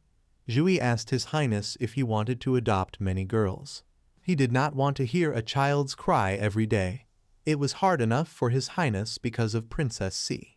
The Emperor said that he did not have enough and that he would have to find more. Suddenly, a girl ran up to them and asked His Highness if he was Seo, the king of the Lolo Empire. Everyone immediately wondered who the girl was and why she dared to speak the Emperor's name. The princesses began to weep loudly. Shio asked who she was and why she was looking for him. The girl kneeled down and said that if he still remembered Queen Cher, he should follow her and ask her to help her family, the Prawn. But the queen had long since left them. John didn't think there were any other people who would dare to mention her in front of His Highness. Besides, the Prawn family is a famous magical family and there is much gossip about them. The Emperor orders the princesses to be brought to the palace. He orders John to go with them. The girl uses magic to get them there. When they arrive at the scene, then there are many people with a very short-sighted look in their eyes. John asks Mrs. Wick and Lin what happened to these people. The girl tells him to ignore them as they are under the spell of low-level magic. John says that if it is low-level magic, why can't she help them herself? The Emperor asks if the child is a mage. The girl asks how he knows. Shio says he just guessed. Because her hands move like a baby sucking milk. Only a baby could do that. Lin says he is right. John wonders how it is possible. Even though it's low-level magic, it's affected so many people. Lin tells the Emperor that he is an exceptional man. Now she understands why Queen Cher loved him no matter what. The girl dispels the magic, and the people begin to come to their senses. And in a second, they are children again. John asks Lin what it means and if she didn't just break the magic. Shio asks if she needs his help because she doesn't want to hurt the baby. The girl says that she does and that the child is very special. She asks for help for Queen Cher's sake. Lin asks to enter the house. Inside lies a bewitched woman just like the one outside. It is the girl's mother and she asks if she is well. Lifting the blanket, Lin reveals that the woman is pregnant and says that the child who works this magic is her younger sister. But in practice, instead of calling her a child, she should be called a fetus because she hasn't been born yet. John finds it hard to believe what the child looks like and that the child who does this magic is an unborn fetus. The Emperor remembers that Cher asked him to help her with something. If she died and her family was in trouble, she wanted him to help them. Shio begins to use magic and tells Lin that he can help her, but only once. The girl is very grateful to His Highness. The Emperor says that there is no need to thank him, and that he is helping her because of Zhu, not because of her. He orders her to leave and let him and John stay here. After that, she is not to come in without his permission, no matter what she hears. John asks His Highness if they are the only ones here dealing with a pregnant woman. The Emperor says that they are, and he will use magic to induce her to give birth while he controls the child in her womb with magic, and John will deliver the child. The man asks what he is saying, and if he means that a man like him will have to deliver her baby. Shio says that is exactly what he means. John asks why he should trust Miss Lin to do it. His Highness says this is a special child. If someone in the family gives birth, it will be dangerous for them, so they must help them. Although the curse in the Emperor's body is controlled, he cannot have contact with women for long, especially adults. So it can only be John. The man thinks His Highness has gone too far. He has never talked so much in one day. He hasn't married yet, and now he's going to have a baby. What if the gossip spreads? John asks His Highness where the purple color comes from. He replies that the purple magic comes from the child, and it seems that she is trying to stop him. He now tells John to get ready. Now he orders the delivery, but John still resists. He cries out that he does not know how to deliver and has never touched a woman. Meanwhile, Lin is outside the door wondering what's going on and wants to go in, but is stopped by the Emperor's words. She has faith in Cher and the Emperor, and that he will get through this. Suddenly, a child's cry comes from the house. Yisio tells the girl to come in. Lin enters the house and sees her sister, who is only 7 months old. The Emperor says that this little one has special magic, and he is afraid that she will not live long. If they agree, he can take her back to the palace, adopt her, and raise her for Cher's sake. The mother is very grateful to the Emperor. This is the end of the story. Lin enters May's room and asks what has happened to the girl. She has only been gone a second, and something has happened. The Emperor reassures the girl that the princess is well. He throws May into the arms of a maid who tells her that she is no longer allowed to practice magic without his permission, and she is not to teach her her family's magic in secret, unless she wants the girl to explode and die. Lin hugs the princess and promises never to teach her family magic again. Even if Lin cannot teach her the family magic, he will find people who can. The girl says that everything is all right. She just wants the girl to grow up safe, and she doesn't need to learn magic to do that. John sees that Miss Lin is having a hard time. Princess May was born prematurely and will not live long because of her magic. She must live 100 meters underground under the Emperor's seal. This is the only way she can grow normally. 3 years ago, Lin asked the Emperor to take her and her sister because she and her mother were not safe. She asked to be an ordinary maid and to take care of them. For Princess May's sake, Miss Lin gave up her position as a fairy, to come here and become a miserable maid who can't even tell the princess the truth. In John's opinion, this is truly pathetic. Meanwhile, C cheers on the other runners. She runs in front of them, telling them to keep running, and they have already completed 10 laps. Jiang tells C to slow down. Fan says that she can't run anymore and that she is tired to death. Luo begins to work restorative magic on them and tells them not to be afraid. He says that with his protective magic they will not be harmed, and they will not have to die laughing at the prince and princess. Luo sees that Jiang has become much stronger, and it seems that Princess Zai's methods are working. Jui shouts at the prince and princess not to give up. Princess C has only 20 rounds left, and Prince Jiang and Princess Fan have 10 rounds left. He hadn't expected C's body to be so strong. Even a grown man would be very tired after 10 rounds around the palace. But she is not tired at all and even runs faster. In addition, the two of them are under the influence of healing magic. but it is absorbed by her, so she has to do everything herself. He believes that the girl has a great future ahead of her. The Emperor and John approach Jui, and His Highness asks if they have finished their run. The boy says they are nearly finished. Seo orders John to hurry them. The man asks His Highness if he thinks it's too good. The Emperor just looks at him, and John understands everything by his look. John calls his lion. The children are immediately frightened when they see the beast. It begins to run after them. After 2 hours they were very tired, but they finished their run. The prince told his father that they had finished. Fan says that this time they ran much faster and finished in only 2 hours. Seo says that this is not so bad. From now on they will run 20 laps every morning. The children are not very happy with the news. The Emperor asks C to hurry up because everyone else has finished and she is so slow. The girl reminds him that she has to run 30 laps, not 20. His Highness says that she is stronger than they are, but that she must speed up for the last 10 laps by summoning her dragon. He tells her to hurry or he will make Shirley run as well. And the princess begins to run even faster. C is being chased by a lion and a dragon, and she encourages herself for Shirley's sake, for she cannot allow her to run as well. The audience does not know whether to admire or pity this girl. The Emperor says she is magnificent, and now she looks like a real princess of the Lolo Empire. He says that she will now run 40 laps every morning and only have breakfast afterwards, and the girl agrees without argument. The Emperor is sure that hard training will secure her future. John, Jui, and Luo think she is so unhappy and His Highness so cruel. Fan thinks 20 laps is too much for her. Prince also feels sorry for C. After the race, the Emperor comes to Shirley and C's room. Luo asks if he has decided to take care of the girl.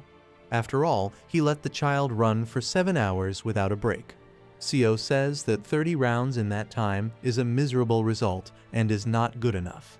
Luo says that even an adult can't go that long without a break, and the princess is only 3 years old. But she is very strong. She ran the first 10 laps in 4 hours and the other 10 in 2 hours, the last 10 in just over an hour. Luo was a good runner as a child, but he was no match for her. The Emperor touches his daughter's head and says that this is her strength. He wants to know what the girl can do. Meanwhile, in the palace of the Gaga Empire, the brother of the 17th, Nemo the 18th, asks the 17th for help.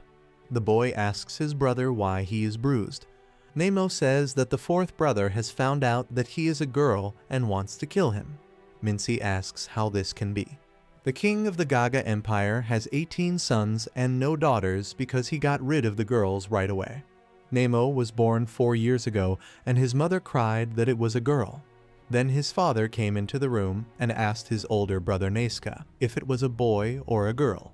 The prince answered his father that he had checked everything and it was a boy, but he was afraid that the child would not live long. To save the baby's life, he deceived the emperor. Nakong said that he would be of no use in the future, but allowed him to keep him. The mother was very grateful to the emperor. Nakong told her not to worry. He promised to protect her. Suddenly someone calls for the 18th brother. And then he clarifies that he is not looking for a brother, but for a sister. It is the 4th prince of Nayu. He tells her to come here and that the king will find out. He says that Nemo, his mother, and her family will die. The boy asks his 17th brother what they should do, saying that he does not want to die. The 17th brother tells her not to be afraid and assures her that she is safe with him. And Nayu finds her. He tells little 18 not to be afraid and calls her a dog and tells her to come to him. He says as long as she and her mother entertain him, no one will know their little secret. Nemo cries and tells her 4th brother not to tell anyone. The boy says she should come to him. He says he will kill her otherwise and grabs her hand. He is stopped by the 17th and told not to insult the 18th. Nayu asks if he is his talented 17th brother. He asks if he has already succeeded in summoning a magical animal and if he has the courage to interfere.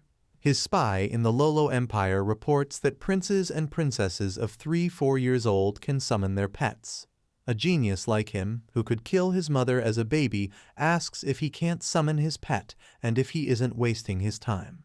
The boy says that he cannot summon his animal yet and asks if he did not summon it himself when he was 17 years old. The boy says that he may be useless, but he is sure that he will call his animal before he is 17. He asks what he thinks. Naya is very angry about this. He calls his animal and says that he thinks he is tired of life and must die. The 17th asks if, having killed his brother in the palace, he is not afraid that his father will find out. The boy says that he has put up a protective barrier so that no one will touch them. Nayu asks if he remembers when Seo killed their 3 princes. He says he will do the same and then blame him. He tells 17 that he will die. The father was cold to the 4th, but in the 17th he found peace of mind. And if he wished to die, the 4th would gladly grant his wish.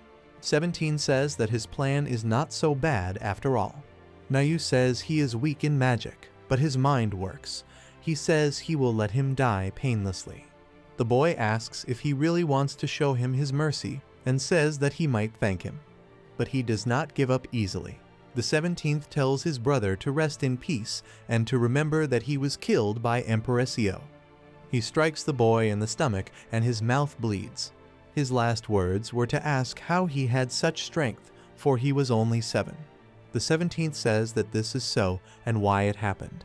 He closes his brother's eyes and says that it is the murderer of the Lolo Empire. He asks the 18th to remember that this is the work of Emperor Seo. He is not worthy to be called her brother. He says that sooner or later he will have to be killed to protect her and her mother, so do not worry about him. The boy says that the 4th is dead, but there will be more troubles and she must know what to do. Suddenly, the 17th man hurts himself with magic. He tells Naaman not to worry because the 4th is not that weak, so if he died and the boy was not even hurt, suspicion would be raised. The boy begins to shout that the assassins of the Lolo Empire have attacked them and that they need help. He asks the 4th person for help, and the 4th person also calls for help. Nakong comes immediately and asks what has happened and who killed his son. 17 says that he does not quite understand what happened either. He says that he and 18 were playing here when they heard the 4th scream. When they came over, he was fighting with someone in a black suit. 18 confirms this and says that the person in the black suit was trying to kill them. But fortunately 17's brother was there to save him. Nakong asks him why he is crying and calls him a little boy who is useless.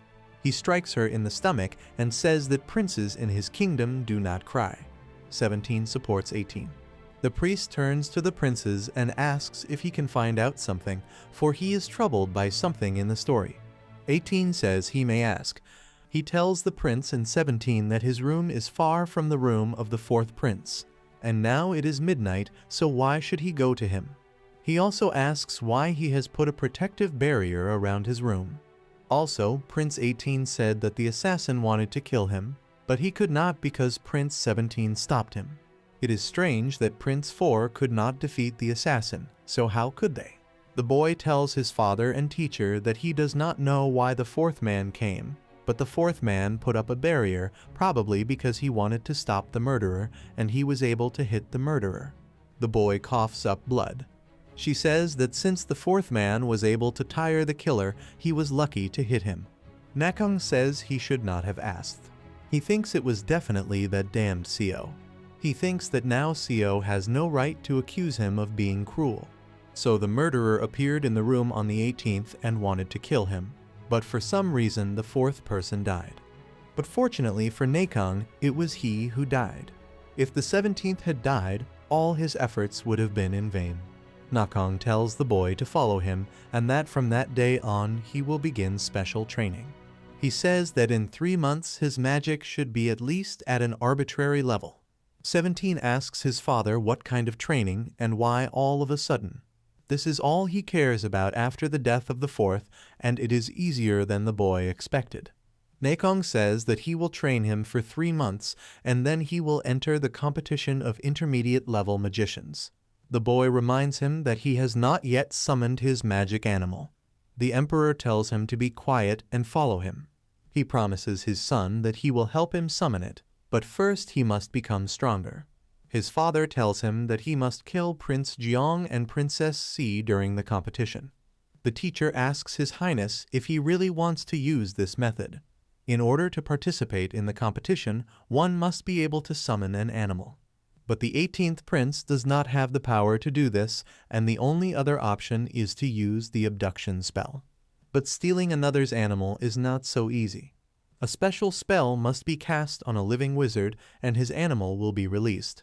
However, during the spell, the caster will experience excruciating pain. Still, he must survive, for with the death of the master, the beast also disappears. The animal is then reunited with its new owner. This also causes tremendous pain. Mekong stole the 9-tailed fox from the previous emperor, and it cost him a lot. Would he really allow Prince 17 to go through such pain? The teacher is worried, but he tries to calm down. No matter what His Highness decides, he knows what he is doing, and he has been through this before. With His Highness' help, Prince 17 should be able to do this more easily.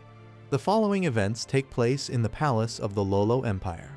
Si sees that her father has built her a new toilet.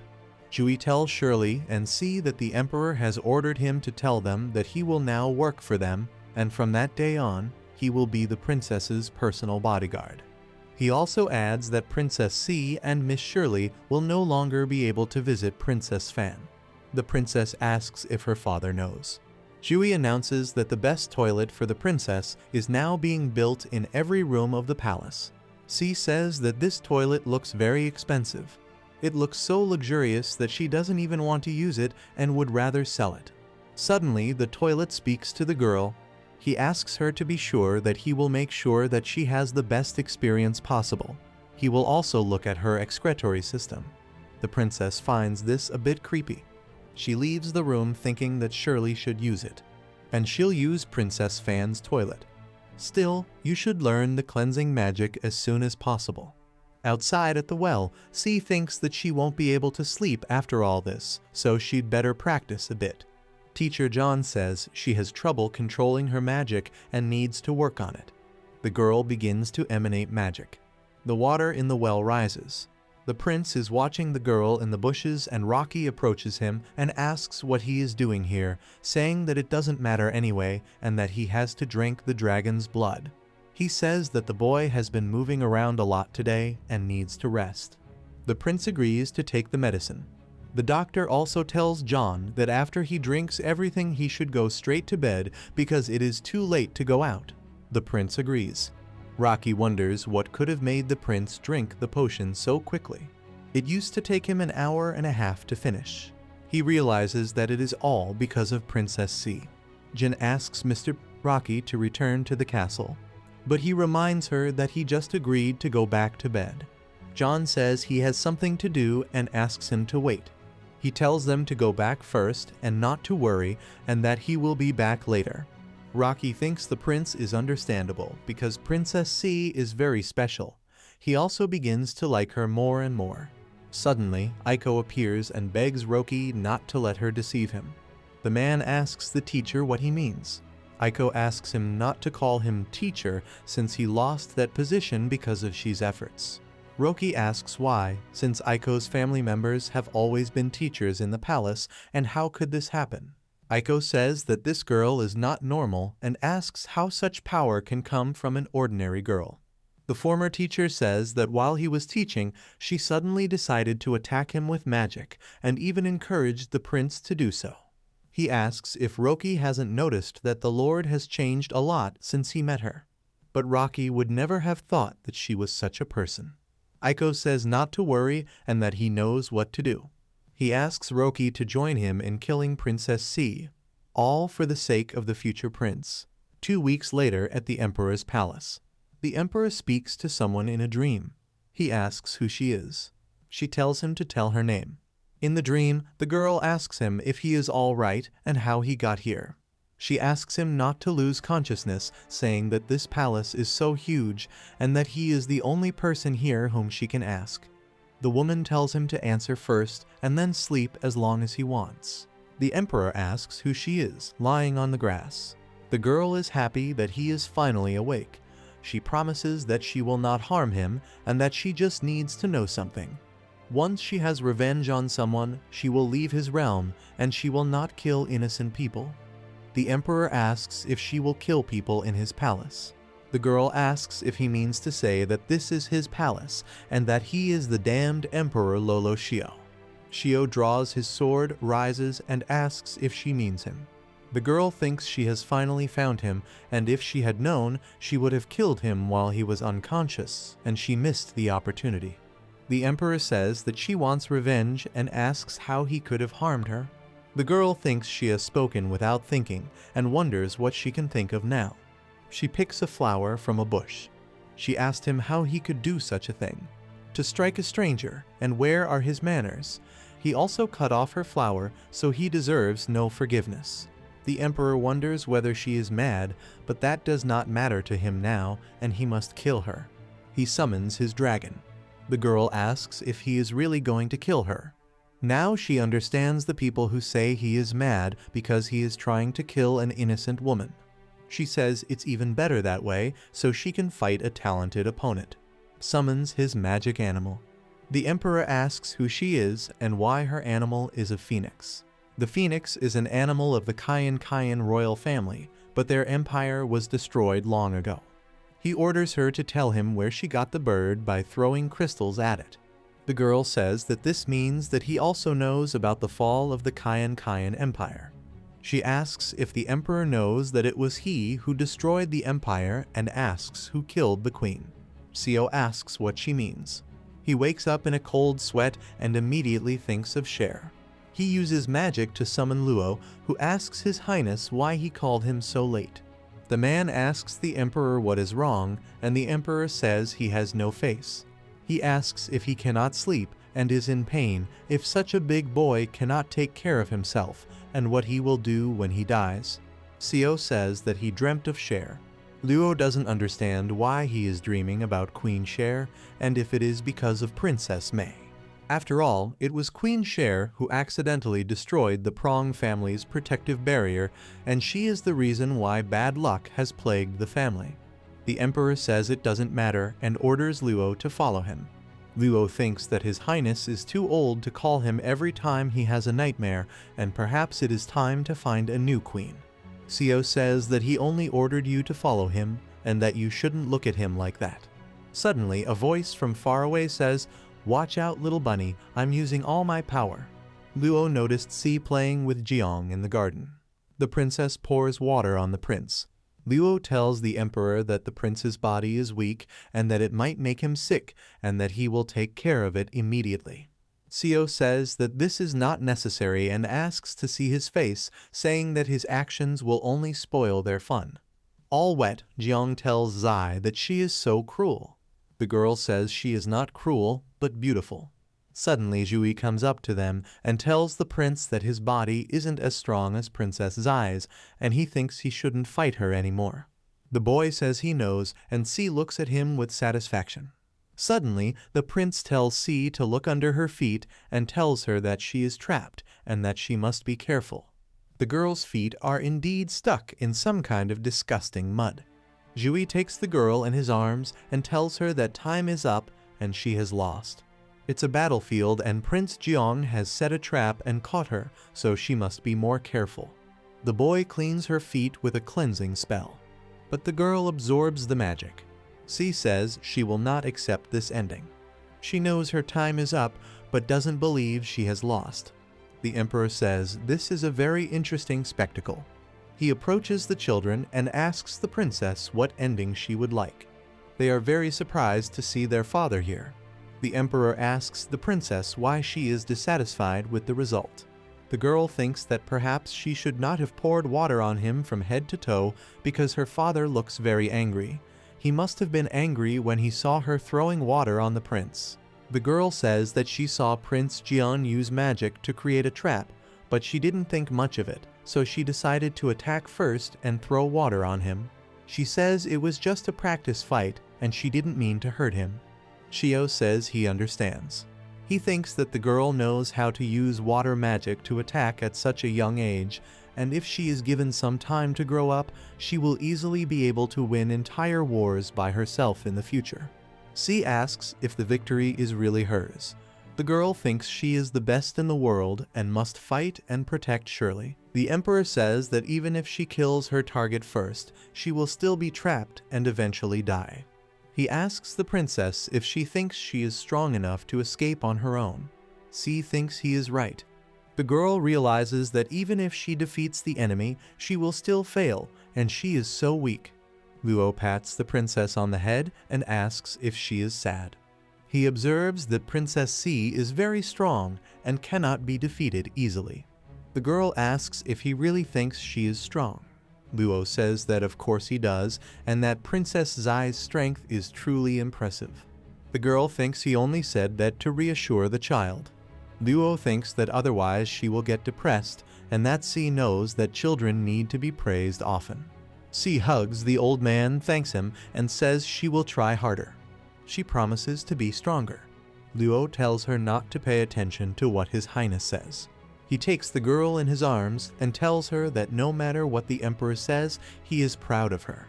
Seo tells the girl that she is his daughter and to look at herself, such a bad girl. He takes her in his arms and tells her that her dress is wrinkled and dirty, and that she has also made Uncle Luo dirty. He asks the girl if she is happy. C sees that she is indeed dirty. The Emperor says he will punish her at home, but the princess begs him not to. Jiang says he has been visiting Zai for 6 months to practice magic and begs her not to be punished. Sai asks if he dared to question the Emperor's decision. He examines his son and sees that he is still weak, but his body is strong and his magic is even better. He wonders if it is all because of this little girl. He tells his son not to lie to him or he will punish them both. Jui gets down on one knee and tells the Emperor that it was his idea to train, so he alone should be punished, not the prince and princess. The Emperor says he will punish them anyway. C thinks this is very bad and his father is angry. They see that the Emperor's hackle is very ominous and do not know what to do. Shio is ready to give his judgment.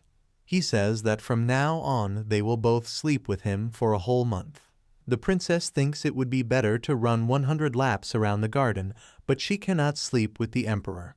Luo thinks the Emperor has been having nightmares lately, so he wants someone to be by his side when he sleeps. He still doesn't understand how such a high-ranking member of the community, the Emperor himself, could have nightmares. Once, when he was a child, his dragon, Brew, woke the Emperor in the middle of the night. Usually he came to wake him in the morning, but that night there was something unusual, as if he had something to say. Fortunately, he has a wonderful family now, especially Si and Jiang. They are beautiful children. Luo hopes they will have fun making love. The following events take place the next day in the arena near the Imperial Palace. Si, Jiang, and Fan hurry to see Jui and Shirley. Si tells her he is sorry they are late. The boy says that everything is fine and that they have just arrived. He thinks the children have gotten stronger in just half a month. It used to take Princess C 7 hours to run 40 laps, but now it takes her only 3 hours. Prince Jiang and Princess Fan are also doing well. Before it took them 6 hours to run 20 laps. Now it takes them only 3 hours. This is great progress. Shirley turns to the prince and princesses and asks if they would like to eat, as they must be very hungry. The children are glad to eat.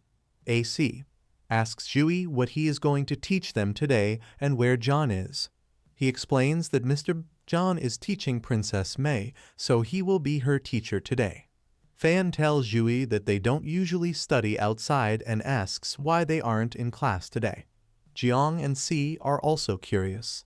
Jui says that up to now they have only studied theory, and His Highness knows that. So today they will begin to practice.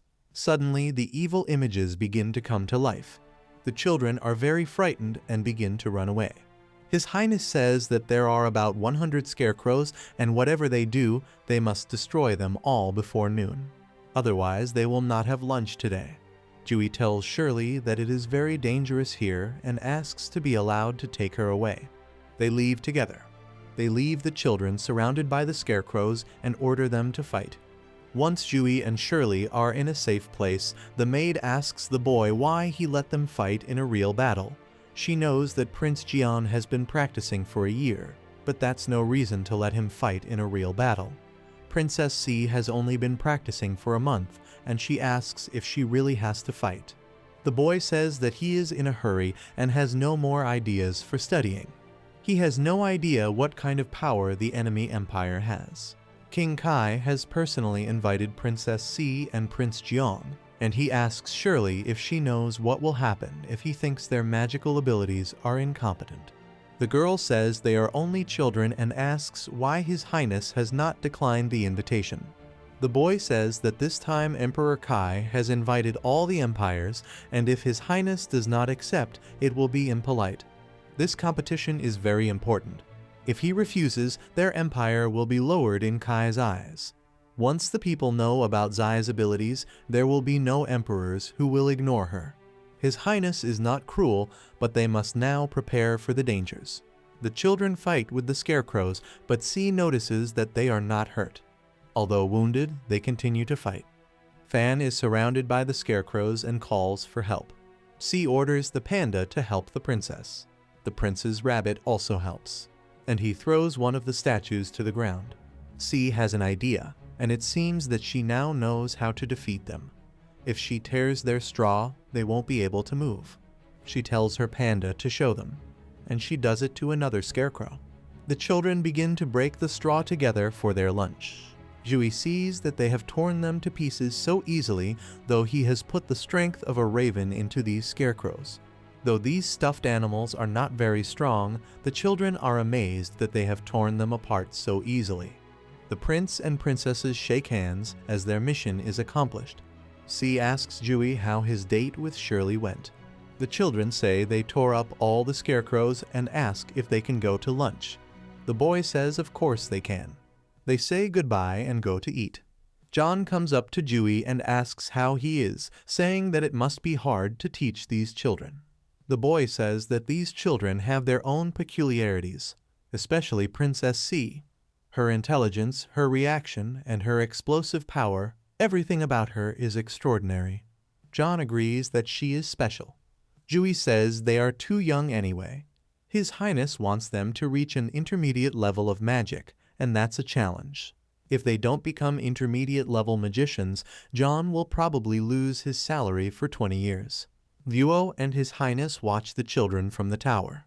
The seer tells the ruler that he should feel better now. The scarecrows are no threat to them. Luo wants to say that these children are truly wonderful. Princess C is special. She is very wise to realize that these scarecrows must be torn apart. After all, no matter how strong their magic is, they are still sensitive to physical damage. The emperor says it's just a little trick. If she goes to war, it is not certain that she will be able to avoid death. Shio says he is not worried about her at all. Luo thinks that His Highness is still a child. He thinks one thing and says another. If you don't care about them, why did you come to his tower and watch these children fight over their lunch? The children gathered around the table after their training. C said it was very good. Shirley tells the princess to eat slowly because she doesn't look elegant. The girl says she is very hungry. Besides, she thinks she will be better than the panda, the one who eats like a glutton. The girl thinks that pandas only eat bamboo. If she is not a real panda, what is she?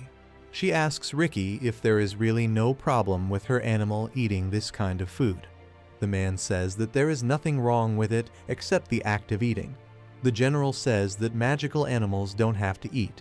After all, they are products of their owner's magical power, so their energy also comes from their owner. But some magicians can use special magic to make their magical creatures eat food or do other things. Then their presence becomes food for the body of the wielder. For example, he had heard that some wizards had fallen into the bad habit of commanding their animals to eat other wizards, thus absorbing their power.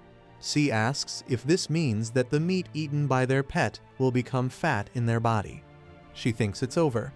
Given the panda's appetite, it will turn into 100 kg of fat in 6 months.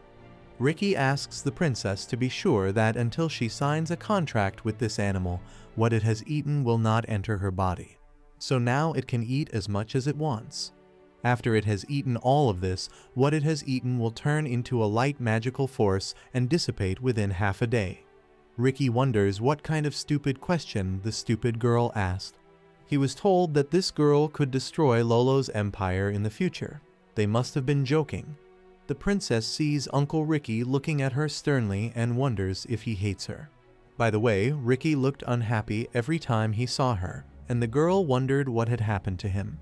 Perhaps he saw her giving the prince apple juice to drink. Shirley tells C that the panda is still a magical creature, and no one asks him to be elegant and beautiful, but she is still a princess. She thinks she should follow Princess Fan's example. Fan tells Shirley that she doesn't think she should change anything about Princess C because she is already very nice. The prince also finds C charming. But he goes over to the princess and wipes her mouth and says that he remembers her saying that fast food is very bad for the stomach. Fan is curious that the prince and princess are so close. Shirley asks Jin to let her.